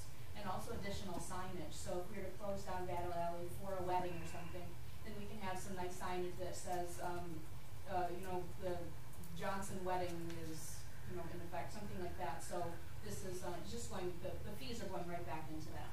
Yeah. I'll make a motion that we approve the proposed $150 fee for street closures. Support. Motion and support. Any further comments, questions, or discussion? Hearing none, roll call vote, please. Musgrave. Yes. Rankin. Yes. Alsop. Yes. Heupel. Yes. Shield. Yes. McKinney. Yes. Motion carried. Moving on to item 5, I'm sorry. Consideration of design and construction engineering services proposal with Rowe Professional Services Company, North Saginaw Rehabilitation. Yes, thank you. So well over a year ago, the village was notified by the Road Commission for Oakland County that we had been awarded a federal earmark or a grant in excess of just a little over $1 million.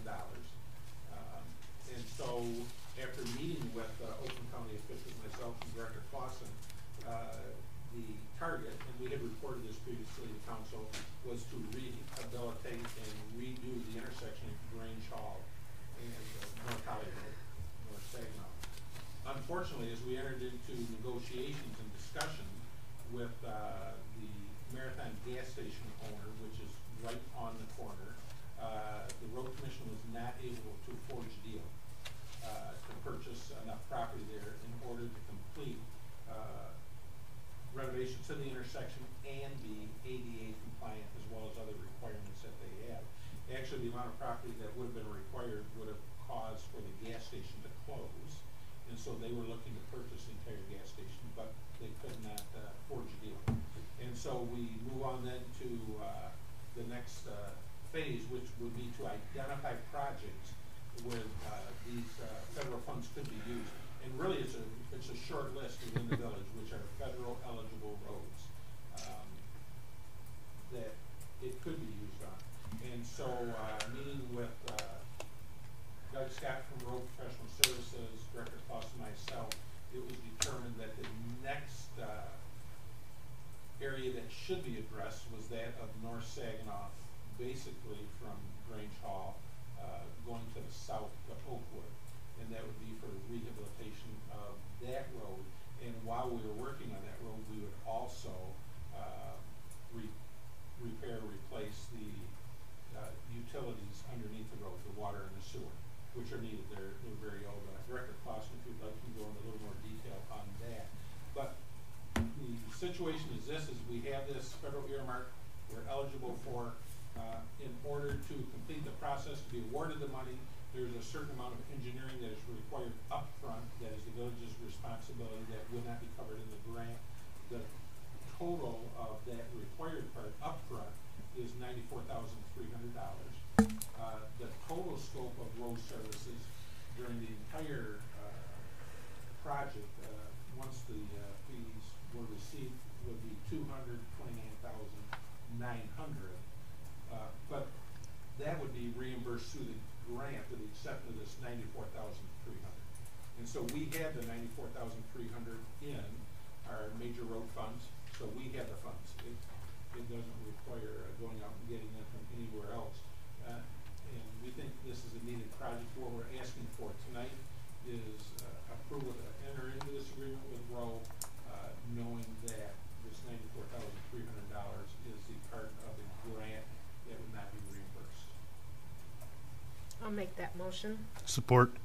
Motion and support regarding the engineering services for the North Saginaw rehabilitation. Any further comments, questions, or discussion? Hearing none, roll call vote. Paulson. Yes. Heickel. Yes. Shield. Yes. Musgrave. Yes. Rankin. Yes. McKinney. Yes, motion carried.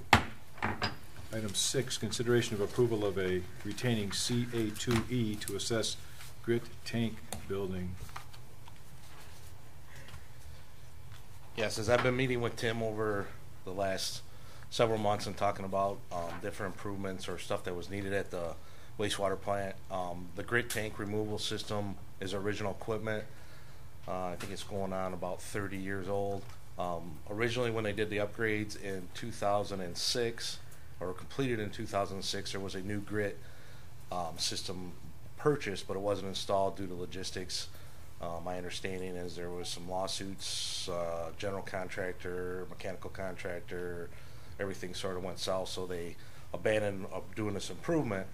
So to get this new grit chamber or grit removal system in, it's got to go through double doors that are about a ceiling this high, and the thing is about 30 foot long. So anybody that's got any kind of geography, it's not going to work. So originally CA2E was Capital Consultants, who were the original consultants on this. Our thought was they would have plans, be able to give us a schematic to show either how to modify the building with some kind of skylight or sky doors, or modify the double doors to get this grit chamber in there, and give us plans so we could hire a mechanical contractor. There was talk of trying to do it in-house. Once we discussed this, safety was a major concern, and the number of employees that we had to tie them up for that length of time to get this in there. So The thought process was Roll was working with us on our SAW grant. These guys had C2AE had the original plans. They would be able to supply those with us, have an idea. Some of the engineers that worked on the original project are still there, so the logistics were there.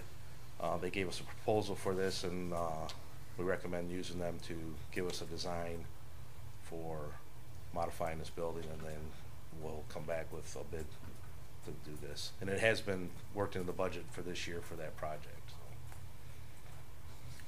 How much is that project, Brian? I believe we have an estimation of about 80 grand.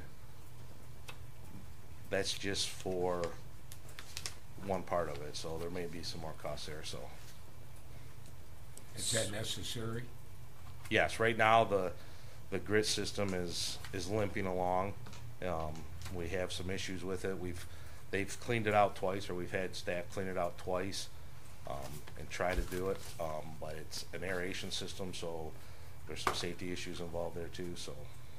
So what's this $27,000 figure for the design, bid, and construction? Well, they would give us a design, and then they would also be part of the bid process. So we would get bids back to say this is what they would design and say this is what you need to do to the building.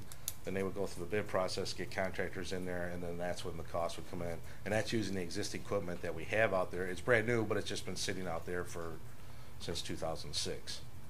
So. Do they still have that information from 2006? Yeah. Well, yeah, they said they had some information, but they weren't forthcoming until we entered into a contract with them to. Were we in a contract with them previously? In 2006? Yes, but once they pass it on to my understanding is once they pass it on to the mechanical contractor, and the mechanical contractor said it turned into, well, you didn't give us this information, you didn't give us this information, so we can't do this because we don't know how to fit this in here. So it got scrapped because at the time they were right at the end of the budget. The project was coming to an end, so it got tabled. And Tim was able to make the existing one work up until now. Now we're having problems getting the grid out of the system. It's in the headworks for the beginning of the system. So as it passes through, all that grit goes into pumps, and it just creates more maintenance issues down the line. So the sooner you can get the grid out of the system, the better your system's going to run. Will they credit us in this bid for whatever, this new bid? Will they credit us and take that information from previous? Probably not on a 12-year-old project, so. Was it the same company involved with that? Well, before they were called Capital Consultants, now they're CA2E. So there's been some changeover, and I don't know if they've diversified, or I know they've gotten bigger. But like I said, I have limited information on what's happened before, so. I make a motion we retain CA2E as consulting engineers for the design, bid, and construction of a new grit removal system at the wastewater treatment plant, not to exceed $27,000. Support. There's motion and support. Any further comments, questions, or discussion? Hearing none, roll call vote, please. Eichel. Yes. Shield. Yes. Musgrave. Yes. Rankin. Yes. Alsop. Yes. McKinney. Yes. Motion carried. Item 7 under new business, consideration of approval of rescinding the cost of pool installation permits. And so we really look at this as a safety type issue. And so as I discussed with Chief McGee in his building official capacity regarding our swimming pool inspection process. So currently it's required by state law and the village under concurrent ordinance that anybody that installs a swimming pool that's greater than 24 inches in depth, that they obtain a building permit and have it inspected by the building official. The problem is there's a lot of weekend pool inspections that are done in the evening, and so most of the pools that are installed in the village are not inspected. We look at this really as, and the reason it's not inspected is because many people think that the fee is unreasonable and unneeded, and for lack of a better term, a money grab, which really it is not. I mean, there are costs that go along with having somebody go out and inspect these pools. However, in our current situation right now, we are not contracting with an outside inspector to do those inspections. We actually use Jeremy Watson, and as Chief McGee comes full-time on staff July 1st, he will be doing those inspections. So they will be here in so we know that there has been a lot of discussion in the community about why have these fees, their feelings about it is pretty negative. We feel as a staff that if we can waive these fees because our people are already here working, that we can encourage a safety program.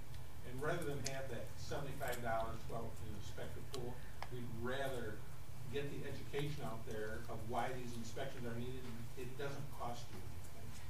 And so from a staff perspective, we would like to embark on this program, a public education program, but we think that this is a needed component of it, of saying these inspections are required by law, you are supposed to have them, and there'll be no charge. And they're free. Perfect. What do we normally bring in, dollar-wise? Nothing. Well, you know, Does anybody call for an inspection? $500 over an entire season, but we know there's more pools installed.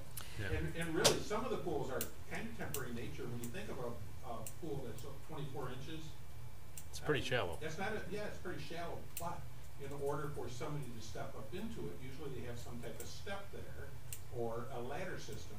And really, that's the purpose of the inspections, is to make sure that those ladder systems or steps are safeguarded, so a toddler or a small child doesn't climb up on, fall in the pool, and then subsequently drown.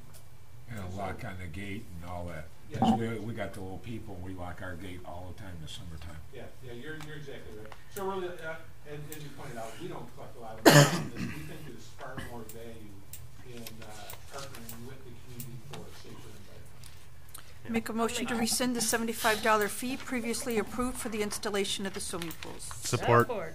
Motion and support. Any further comments, questions, or discussion? Hearing none. Roll call vote, please. Hypo. Yes. Shield. Yes. Musgrave. Yes. Rankin. Yes. Alsop. Yes. McKinney. Yes. Motion carried. Item 8 under new business, special event Memorial Day Parade. This is on your agenda only because it was submitted out or inside of the 60-day requirement. As we promised, any special event that is submitted less than 60 days would go in new business, so the council would be aware of it. I'll make a motion that we approve this special event Memorial Day Parade. Support. Support. There's a motion support. I'm glad because I was planning on watching the parade on Monday. This is really kind of important to me because I had 2 hours to fill. So, any serious comments, questions, or discussion? Any further? I got none. Hearing none. Roll call vote, please. Shield. Yes. Musgrave. Yes. Rankin. Yes. Alsop. Yes. Hypo. Yes. McKinney. Yes. Motion carried. Public comment. Members of the public can address council once recognized by the chairperson. Comments are limited to 4 minutes maximum. Council may extend this time up to an additional 4 minutes by a majority vote. Prior to addressing council, please state your name and address for the record.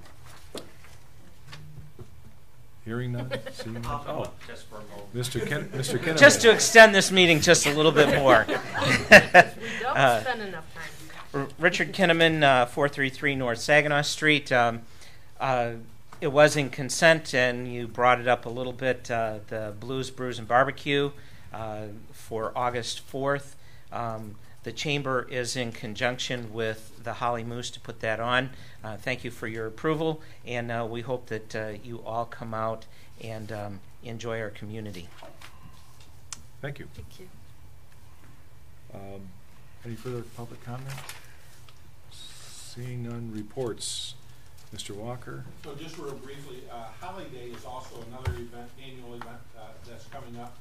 In our Holiday meeting on Monday, specific question was asked if council would participate in dunk tank.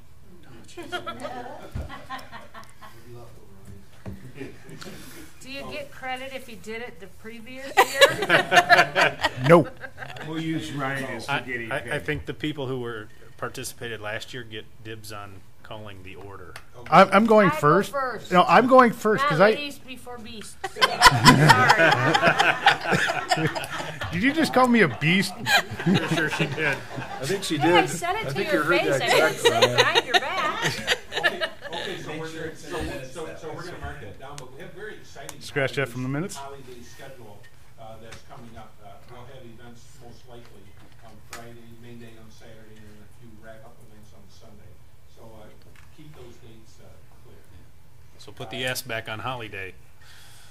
So put the S back on holiday, because now it's holidays. Oh, yes. And I make a motion that Nicole's kids can't be at the dunk tank when I'm in it. I'll back you up on that one.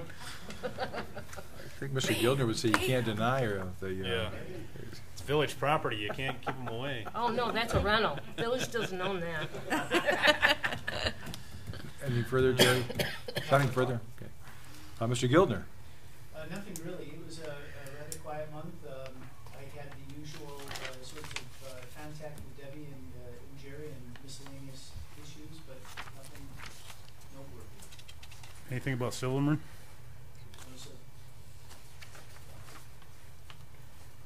Ms. Bigger, any reports for our consideration? Nothing really to add to my written report, except somebody has mentioned before about knowing what's on the council agenda. I do post the entire council packet on the village website the Thursday before the meeting. Thank you. And is it posted in the council packets Under the subfolder or document whatever? library, Okay. council agendas. Okay, the so whole at the same packet. place you find the Not old. just- Yeah, not just the agenda, the whole packet is scanned in. So the same place you find the old Yep. minutes and all that, Yep. you can find Same the place. you can She's find on the it. current Thank you. agenda. She is on it. Good. Just want to make sure that was clear for everybody out there in YouTube land. Everybody out there. Hey, they're watching us on TV. Yeah. There's 8 people at home watching us on their phones. Boards and commissions? Suzanne, anything? The Carl Richter Community Center had 11,702 visitors in April 2018, with a profit to the community center of $589.50. And we have an upcoming adult dance recital and another youth play on June 2nd from 12 to 4. We're hosting a community game day. The cost is $2 a person or $5 a family. Spread the word and come join us. Adult dance recital. Yes, adult. And community, family games, not just adults. I'd love to force my daughter to go to a dance recital after Yes. a decade of going to dance recitals, taking pictures. Thank you, Suzanne. Deborah? Nothing. Bob? The only thing I gotta say is we talked to Jerry Walker, and we shut the car show down Wednesday because of safety with the railroad tracks, no way in or out of town, and it's gonna be too much commotion, so we'll just cancel the car show for Wednesday. For tomorrow, Good move, I think. 23rd. Uh-huh. Thank you, Bob. Chris? So Parks Music in the Park on June 9th has added a second band. The Robert Lewis Band is going to be performing from 7 to probably 8:30-ish, 9 o'clock maybe. They're going to be doing a benefit for local vets in Holly. We're going to do a special 50-50 raffle, and the recipient will be Gary Musgrave, and the other 50 will go to the vets. The band is donating their time to the vets, and then we're going to do a 50-50 raffle to benefit the vets and for Gary Musgrave. So, because I know his fundraiser is also going on that same evening over at the vault, so we thought we would tie those two together, and so come on downtown June 9th. There's going to be music all night. There'll be things going on at the vault. You can pop over to the park, pop back over to the vault, traverse between the two all night long. We'll be there till 9 o'clock. And then I think Gary's thing goes until 11. Mm-hmm. So I hope if everybody comes downtown on June 9th, there'll be plenty to do. That's all I have. Thank you, Chris. Ryan? Historic, we're in phase 2 of talks of doing the redistrict of the historic commission, or the historic part of town, and we also approved the facade for the Moose Lodge. Thank you, Ryan. Yep. Council comments. Suzanne, anything to offer? I just wanted to apologize if anybody's been seeing me on my phone. My mom's in the hospital. I just found out 10 minutes before the meeting started, so I've been kind of keeping track of what's going on. But Seems like a kidney stone. We'll see. It's Best all- wishes to your mother and Thank you. father. And Dad. Yeah. Uh, So I'll be going to the hospital right after this. Check on her. Deborah? No council comment. I'd just like to say thank you to everybody. We've gotten so many cards and comments and prayers and things for Gary, and we truly, truly appreciate it. Thank you so much. Bob? Nothing. Nothing further. Chris? Nothing. That was all I had. Ryan?